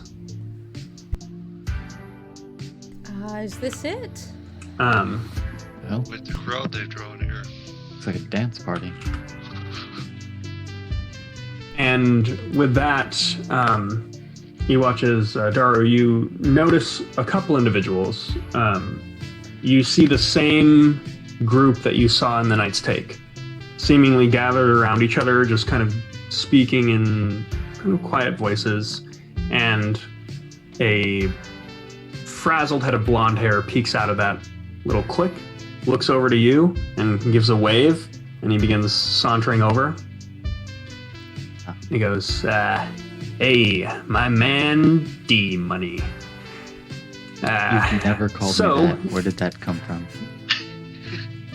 Well, just maybe it's because of all the fucking money I'm making now, being a verified badass. Anyway, and just kind of looks nervously over at all your other friends. I figured you got my message, of course. So, Yep. what does everyone have to say? They would all be delighted, wouldn't you all? What? I would love it. Cool.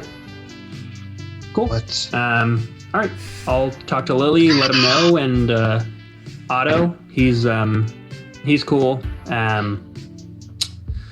So And that's yeah. double, right? Make a persuasion check. Oh, 15. 15. Yeah.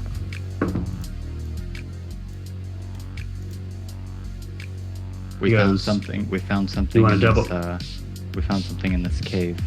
I'm not gonna touch it. You might be able to.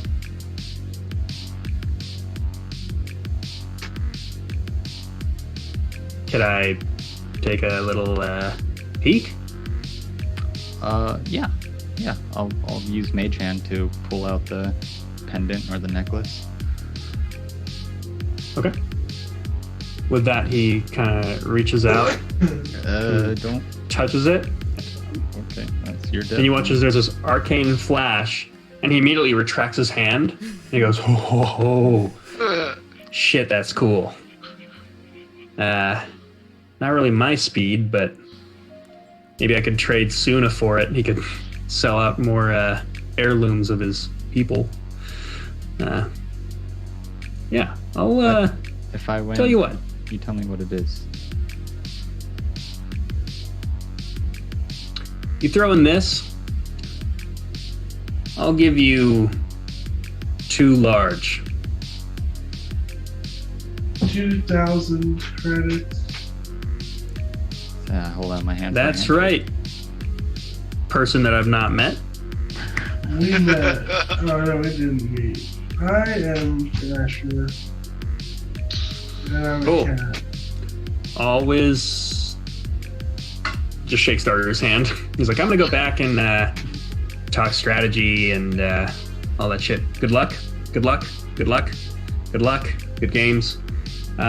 Is your teammate And- still salty about everything that happened?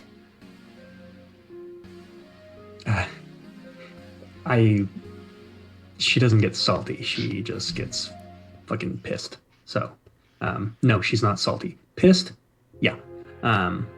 So yeah, hey, maybe she'll get to take it out on you either. Oh shit. You know, Wait, what ring? Wait. I look at Daru. What did you get us into? Hey, see you in there, man. Catch you later, more. Yeah. he just gives you a nod and walks away. Wait a minute. did Oh, you- almost forgot. Hands you a little card. It's like an envelope, but it's very firm. It's like a very nice, almost carbon fiber like card that's got it's like a giant credit card actually. Okay. One of the metal ones. Oh, This, fantastic. On there it just says Challenger Battle Pass. Cool. Tickets. Wait a minute. There's just one.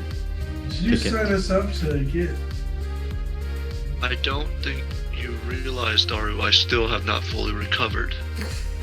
I don't think you realize that I was just dead like an hour ago. I do not want to fight. Yeah. I just want to enjoy this Guys, trial. how do you even know you're fighting? Did you He has a not? good point. Arena. Were you not there for that conversation? That's what it seems like. Maybe it was about like an after party, right? He said they're cool. He didn't say they're strong. Yeah. Well, I'm cool and I'm also not strong, but I fight. You know, I mean, I'm not gonna fight. It's fuck this. At this point, you begin to hear the feedback of a mic. Hello, everybody. As you know, my name's Automatic. My partner BK will no longer be joining us for today or ever. As you may have heard, there is now a warrant for his arrest for conspiracy to commit crimes against a sovereignty agent. I thought he died.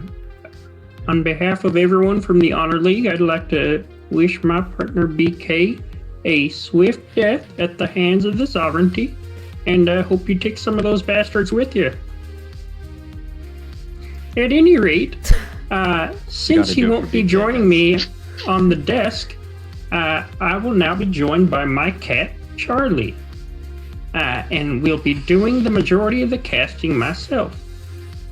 So we have a strong bracket today for our Challenger series. We've got a new crew from Mag City. If everyone can put a round of applause together for the Witchbreakers. And with that, you hear just like a few scattered applauses through the crowd. Good name. Good name. And I don't like the name. other than that, we've got a couple of our regulars here. We have the Bubblegum Fairies, who have maybe they'll have a better week this time. So let's all give them a chance. And then Yeah. we've got our smaller friends from Fort Wallstrom, Tyrannosaurus Dex. Everyone could just briefly give them a bit of acknowledgement here, and I see we may have a new crew coming in, and it's going to be a good day of games today. So, play with your heart, and let's draw some blood. And with that, you watch as from across, like an ice skating rink, you see someone leave this kind of announcer table. And what you see is this very live, kind of almost greasy looking figure that's wearing a very cheap suit. His skin is entirely blue and seems to be perpetually wet. And he's got this kind of orange hair that's kind of parted down the middle like that church boy haircut that's got a little bit too much gel. And as he approaches, he says, hey there, I didn't see you before I started the announcement. Otherwise, I would have got you set up. I understand you're here to compete. I am? I am too. Fiera, I'm sure, is Okay. too. Well, teams must be made of a group of 6, otherwise you'll have to play with bots, which I don't recommend. Let's see here. I'm going to need you all to come over to identification machine so we can get you registered. Okay. I'll turn back toward the and I see we've got a... Yeah. You doing it? Yeah, man. He's in, I'm in. I walk up to Daru and I look him square in the eye, pretty close, and I say, will this make you happy, Daru? It will, especially if I win. And Then- locking eyes, it's always an even trade, Virgil. So, whatever you think is even for doing this for me. I do this for you, Daru, and for nothing else. Good Just enough don't for kill me. anyone. Right? I'm gonna look at Daru. Yeah, no, don't kill them. What? If they go down, leave them.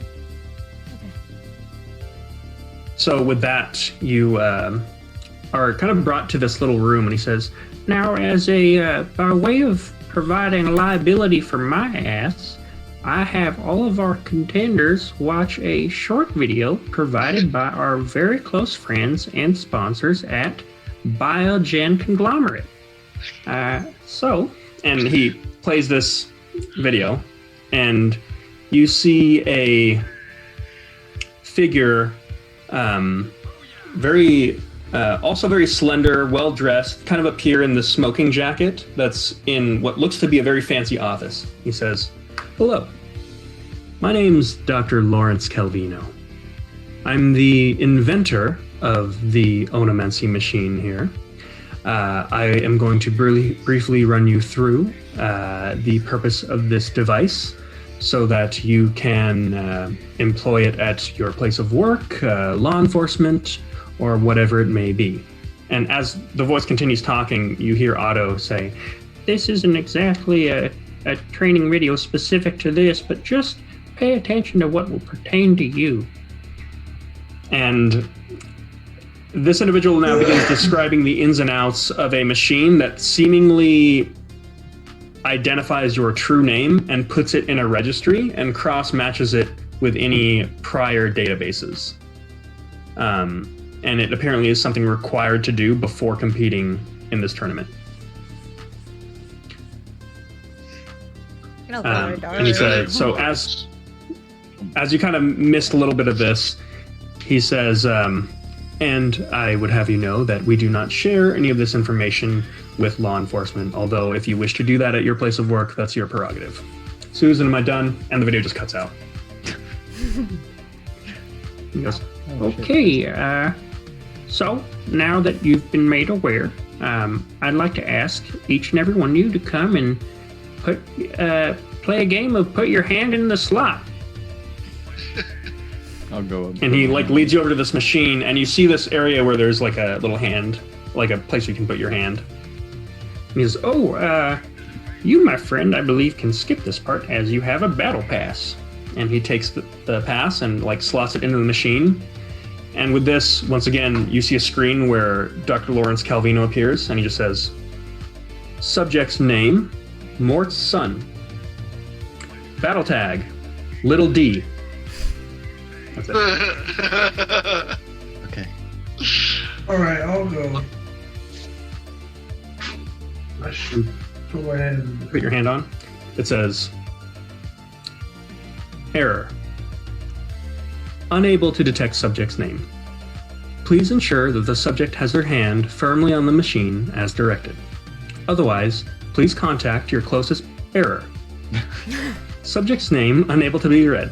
Please contact your nearest Biogen associates to error. Subject's Asher. name cannot be. And then It's with not that, working. Asher, Otto just here. goes, I'm getting a sense that, shit pickles. I'm gonna have to tell you what. And with that, he reaches into he sorts through like a bit of, what looks like files or something in his bag and pulls out a battle pass and hands it to you, Asher, and just says, hey, listen, I need a fourth team to make this happen today. So just for this time, perhaps you can use this and we'll figure it all out later. Yeah, I just died and came back to life, so I put it in the machine. Okay. You put it in the machine and you hear the name, subject name, Magnus Carter, deceased. And with that, he just goes, here. And he takes a little badge and places it on the thing, and it just says, overrided. Welcome, Magnus. And you're seemingly cleared. It says, please pick a battle tag. Oh, Please pick a battle tag. what are my options? Please pick a battle tag. Note, if you are unable to provide a battle tag, one will be randomly generated for you. Oh god. Give me the random one. Please pick a battle. Okay, so you hit the button for random. Okay. Go ahead and roll a d4 for me. Okay. 4. 4. Okay. Go ahead and roll another d4. 3. Okay. Go ahead and roll a third d4 for me. 3. Okay. It says, name generated.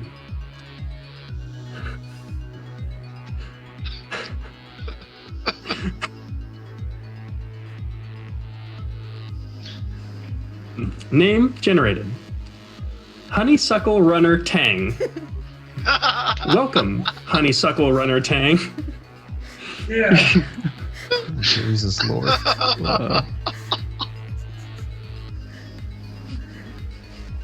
And with that, Kind of like in Lil D. I'll go up next. Oh, that was You- great. you put your hand on the thing. Yeah. Okay. It just says subject name, Hyde Moonreaver. Warning, cross match with Old Imperium records, wanted for 3 counts of aggravated assault. And with that, you watch as Otto just kind of briefly puts his card over and just goes overrided. It must have been a. It Please must have pick been a gamer tag. Please pick a gamer tag. I'm gonna do random too. I want to see what it You are does. unable to. Oh my god. I was laughing still from his. Okay.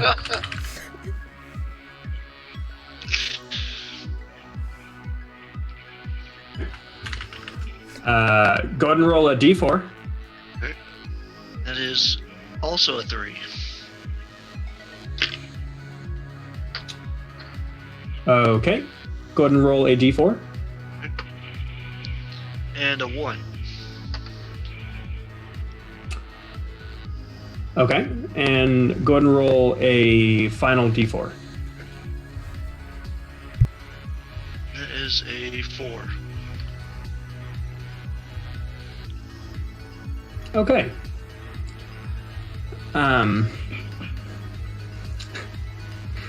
It says, gamertag accepted.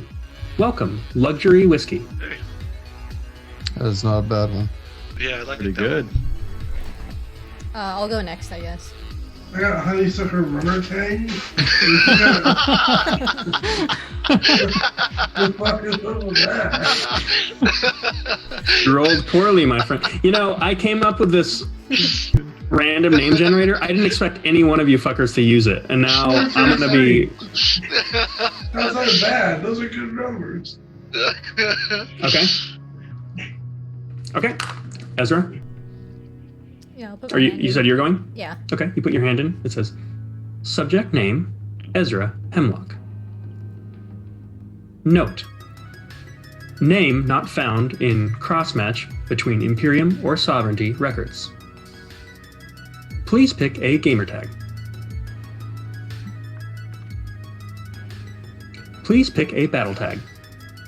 Noob Slayer. If you are unable to 420. pick a... You said Noob Slayer 420? Yeah. Error. Noob Slayer 420 is taken. Fuck. Please look at viable alternatives, and it pops up. You can get it if you spell noob with a W. N-E-W-B. I'll do it. Okay. Should have gone random, Jackie. Right. I'm fine with it. Okay. That leaves Fira. Fira looks at you, and she says, what should I pick for my name? Noob Slayer 69. Make a persuasion check. It's not very good. 12. She goes, okay, sure. She goes up, puts in her name. Subject name, Fira Akiba. Please pick a gamer tag. She's gonna go random. Damn it.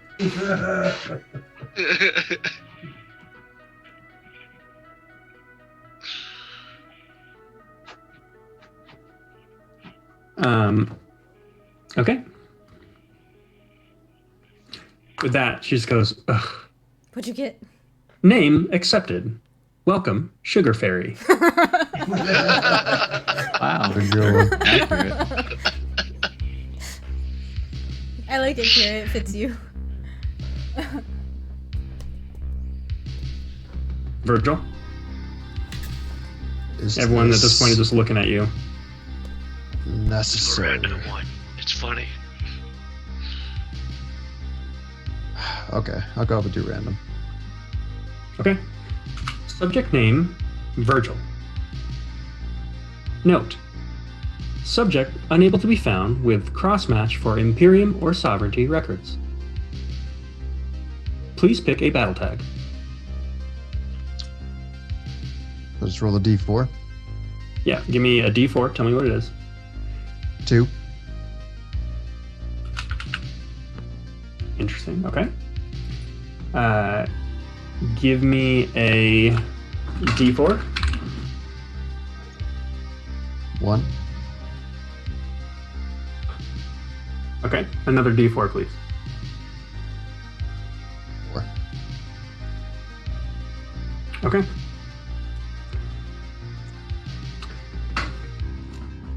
Battle tag accepted. Welcome, Demon Rider Red. That's Nice. badass. Yeah, right. Sure I they're got random? shit. Oh, god damn. Well, now that everyone's got all matched up, I suppose I should briefly explain to you how the Honor League works. Today, we are opening up our Challenger Series, which is the Amateur League. Your competition today is, you don't have to be charged for it, but you will not receive any payment if you win or lose. Does that make sense? Yeah. Sure. The only way this is profitable for you is if you make something on the side. For the sport. Exactly. Now, I should briefly explain to you the battlescape. It is essentially a digital dimension parallel to this one, in which physics works a little bit differently. If you die, you can quickly just be respawned with abilities and your vitality. The point of the game is to essentially destroy the effigy of the other team before they destroy yours. Watch out for pylons, magical constructs, of course, enemy players who will be trying to kill you. If they do kill you, they receive a certain amount of points, which will give, we'll see in the handbook. And if you destroy the enemy effigy, you automatically win. Otherwise, if the game ends before you have time to do that, you'll get a certain amount of points based on how much damage you dealt to the effigy. I just want you to know that there have, on rare occasions, been serious bodily harm, including to, but not limited to, death, seizures, and being relegated to a permanently vegetative state on people who have gone into and out of the battlescape. We are using a new version of the battlescape, and such instances are very rare, and so far has only happened once since this establishment has been opened. As a note, this place has been open for about 3 days. By continuing, you hereby are relinquishing any rights to sue Honor League or her associates for any death or bodily harm ensued by trans-dimensional travel. Sounds good. I don't need you to guys. say anything Right. or sign anything. You already did when you put your hand in the machine. I just want to let you know. Do you have a team name you'd like me to refer to you by? Yeah, the honeysucklers. That one. That can be done. The honeysuckler. Okay. All right, guys. Well, I'll go ahead and lead you to the waiting area and get you all plugged in and ready to go. And with that, he begins walking you into now a bit of a basement room. And at this point, as you go down there, you see what looks like a team of gnomes and halflings that are all kind of geared up, and you watch as there's one that's just shirtless, that's got this almost like a visor on, and another one's just punching him in the stomach, and he's just going like, ugh, ugh, ugh, just getting hyped. You also see Lilith, Oriana, the few that you met, and a couple more that you are not familiar with. And of course Mort, who once again begins walking over to your little area. He goes, "Hey, little D, I thought of something that might be kind of neat. Let's say for that first 500, why don't we keep it a one-on-one? Gentlemen's rules? I was hoping Just you'd me say and you. that. All right. Looks like the map we're playing on today is... give me 1 second. Looks like we'll be playing on Frostburn. So you can find a brief layout of the map. I'm going to meet you over on the eastern side, okay? So tell your team, eastern side is me and you, okay? Yep. Stick to the west. Is what I'll Everyone else tell does. them. Yeah. Got it. All right, cool, man. I'm excited to see if you got any new moves or anything. I myself I've been practicing. I'll show you. I got some cool shit. You'll see. Like a And little- with that, he walks away. I make him smell like skunk as he walks away. Okay. You kind of make him smell like skunk, and he walks away. See you in the That's a field. good idea. He just lights a quick one as he walks away. That's not what I meant.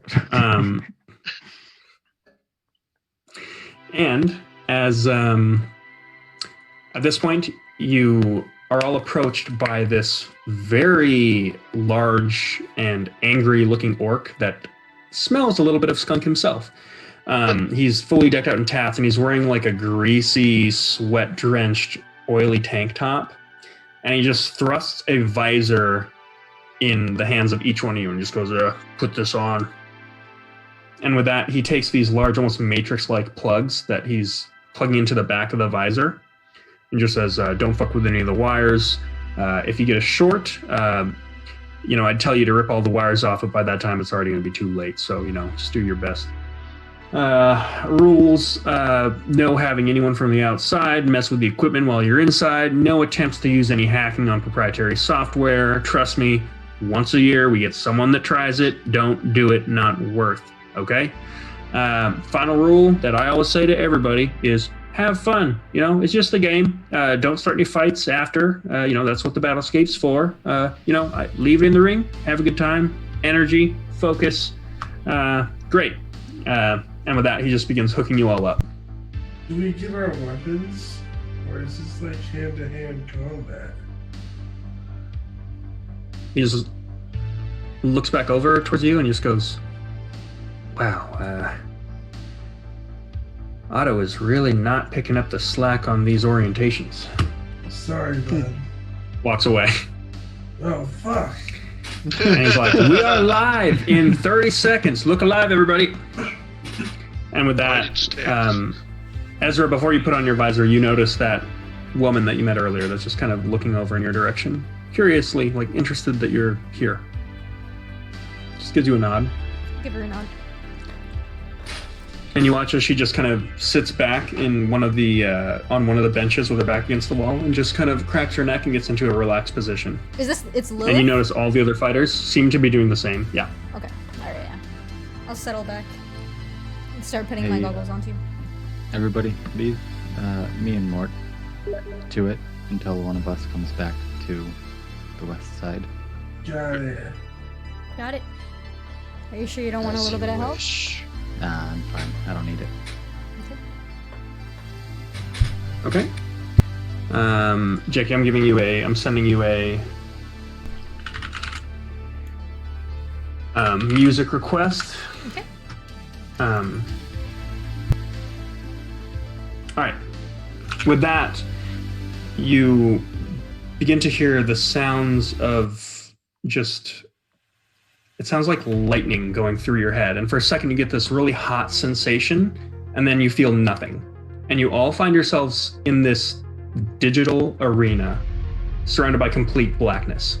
You look over at your friends, and they're just these vague shapes that are made of almost like this binary code and static.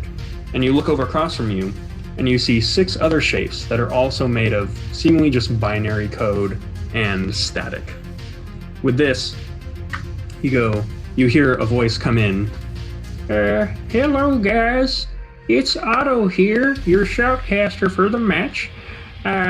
Here we're going to finally activate the Sky Dome so all y'all can see up close your favorite challengers. And with that, you see this thing begin to come down, and it's a globe of screens of all of the people that are watching this. And you look and now see cheering fans that are all on these screens just losing their shit. He goes, now, as we start our game, who I really want you to keep your eye out on is Noob Slayer 420. She uses some weapon or other, and just watch out. On the other side, we have Mort, who is proficient with a sword. Oh, don't get cut.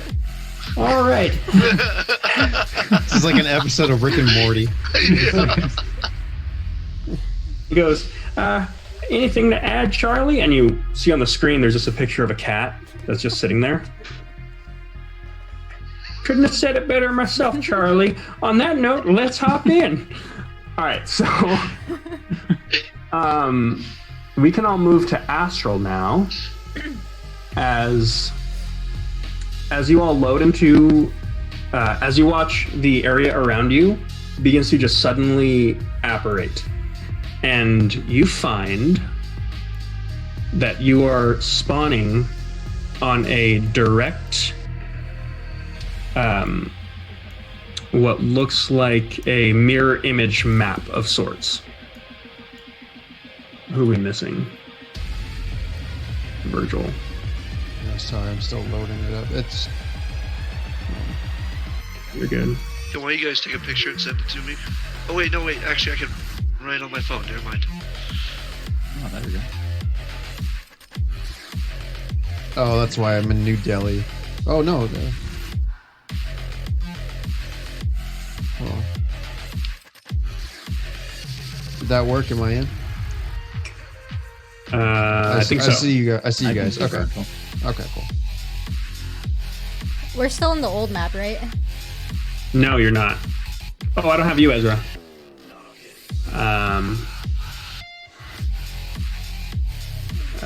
Where are you? Here we go. There you go. Cool. Okay, yeah, now I see it. All right. So, this is an interesting place because we're hitting about 9:30 right now. This is probably going to be a 2-hour combat sesh. Oh my god. So gonna take a I'm thinking this might be the place to stop it. Yeah. But if you guys want, feel free to. And plus, this might be fun to do with Stephanie here. I think maybe everyone would like to blow off some steam. Yeah. I'll briefly explain the rules as you would have gotten a brief orientation through pamphlets and other really shitty VHS educational videos. This is essentially an objective game type. This map is a mirror image of itself, although it looks different. You essentially have a home base with a guardian that you're trying to protect. So essentially the enemy team needs to make it past your defenses, which include magical constructs and arcane turrets, as well as, so these are the arcane turrets on your side, these are your magical constructs. If they make it through all of that and into this portal, they'll teleport here where they can deal damage directly to the guardian, who can also defend itself. It's essentially a point-based system, but if you defeat the enemy guardian, you automatically win regardless of points. There are respawns, so if you die, you're not automatically out. What's that? Said anybody played Smite? Oh, did you? Yeah, it's a little bit like a MOBA, actually. Except the map's probably a lot simpler. Do my points of exhaustion still count in this?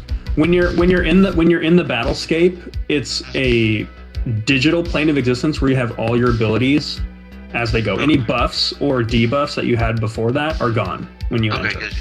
Okay. And otherwise, I would have had disadvantage on everything. No. And there are also essentially you'll respawn way back at your home base. So then you got a bit of a walk to make it all the way back to the enemy front line. So it's kind of you have to manage defense and offense at the same time. And also it seems like both teams have agreed to respect the 1v1 going on at the side. As a note, this is essentially going to be a thing where there are lair actions, where if you're in the range of any of the arcane turrets or the magical constructs, they will attack you. The lair actions occur on initiative count 20.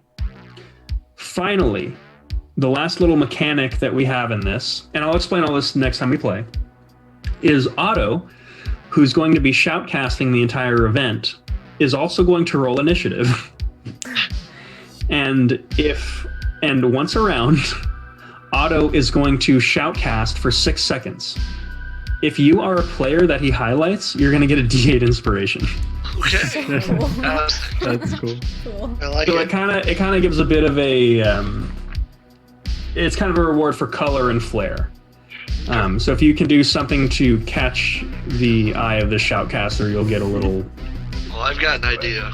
That's cool. All right. Cool. Somebody's getting impaled. Oh god. So yeah, you guys can kind of see, and I measured the map to make sure that even if it doesn't look it, it is symmetrical. So there's no advantage to being on one side or the other. Assume we have our weapons. Yeah, you essentially have any equipment that you loaded in with. The only thing that you won't be able to use are any consumables. Okay. So, I'm excited. Welcome to the Honor League, everybody. Hell yeah. Yeah, we made it. Looks like Within it's the all of us. game. Is there a professional version of this? There is actually. Can we go pro? You can go. This is actually essentially the path to pro. Like, forget whatever missions we had. We're going pro. Waving the goodbye. Straight to the Johto League. More like wrestling. Fuck yeah. Yeah. Yeah, I will say there is definitely there's a championship team, and there is also a separate. It's kind of within the same sport, but there's also essentially a champion of the entire league. Oh. And there's only one at a time. So you could, in theory, if you build up enough clout and get sponsored by, the entire event is sponsored by various like Forerunner Labs, Biogen, Silverstream, Cutler, everyone sponsors. So if you pick up a sponsorship, you get some clout, you could, in theory, build up enough wins to challenge the champion themselves, or get deep enough in the tournaments where you can play for an actual championship. There's one for every season. This seems like this is gonna be fun. Yeah. Are we playing Sunday? I think I'm free to play Sunday. Yeah, it's up to everybody. Sunday. I wouldn't be Sunday, free Sunday. Sunday, but if you guys are free to play, Alex can play Virgil, I'm sure. Especially now that he's got access to all these damaging spells. Does he? Ooh. Well, if you can ask me. Yeah, we'll figure it out. I'll tell you right now. Yeah, I'm pretty sure. Save it. Leave it a surprise. Leave it a surprise. All right. Yes. Surprise is good. Yeah, watch out for my new cat powers. Yeah, Azure, I need to go Running through walls. your character sheet, and we'll get that shit figured out. Yeah. I'll teach you how to claw people's eyes out, Asher. Hey, well, Your it's good to have balance- Asher back. even Yeah, though you- you're Yeah. back. So one Glad fun it thing I works. wanted to say. So I talked with James. I had him over, just because I think it's fun. So essentially, what Esther did was not a revivify or raise dead. It was a reincarnation. So Asher got a new body and rolled on a table to see what race he came back as. I modified the spell a little bit, where we picked a race for each of the Dark Six, as I knew that would be a component of the ritual, and he rolled a 5, which correlated to the Traveler, which correlated to a Tabaxi. Nice. I was really hoping he would roll to get the Mockery, so that he could be a changeling, so that we wouldn't have to change any character art. But The dice decide. yeah, the dice have spoken, so we have Would have been Asher. funny if he came back as a Locust, a fish person. Not I did not put that on the table. Okay. I will say though, I think it is cool that Asher had this whole thing about being like a I thought it was Shifter. his beast form. right, and then now Yeah. he's perpetually a He's Tabaxi. a tabaxi, yeah. You know, kind of Nice. Yeah, it's very fitting. Will he always land on his feet? Always. We could test it. No he'll fault. always roll a 1 and immediately die. Yeah. But does he have 9 chances? I have 9 lives. Yeah. Right. Listen, he had his 9 chances. They've come and gone long Yeah. What are you talking about? ago. They came and went in campaign 1. Yeah, right. James blew his 9 lives immediately. So much so that we're gonna have to start introducing your backup characters immediately. Yeah. You better start making a Put him in list, the bud. story. You know what would be crazy, dude? If we somehow, in the future, maybe another or whatever, incorporated that we went and visited like a realm of fucking undead, and we see old characters. Yeah. Old Gareth, yeah. That would be awesome. Oh my god, that'd be crazy. I mean, this probably doesn't count, but I base a lot of NPCs off of people's prior D&D characters. Like little Easter eggs that just make me happy. Oh really? Yeah. So there are a lot of, and you guys usually don't notice, but there are a lot of characters that are either characters of friends of mine, or they are your guys' old characters from campaigns you've forgotten about that I've somehow found the names for and have like recreated in this world. Nice. That's pretty dope. Yeah, Yeah. like Gutierrez. Gutierrez was an obvious one. That was- Yeah. Can't wait for you guys to meet Toby the Hate Tank. Uh, Maybe you'll meet him in the Honor League. That'll actually be the perfect place. All right, guys. Well, it was fun playing with y'all. Thanks for Yeah. going this long with me. Yeah, That good I was to love meet you guys. all. Fun. I love you all. Good. See you Alright, guys. bye, I'll see you guys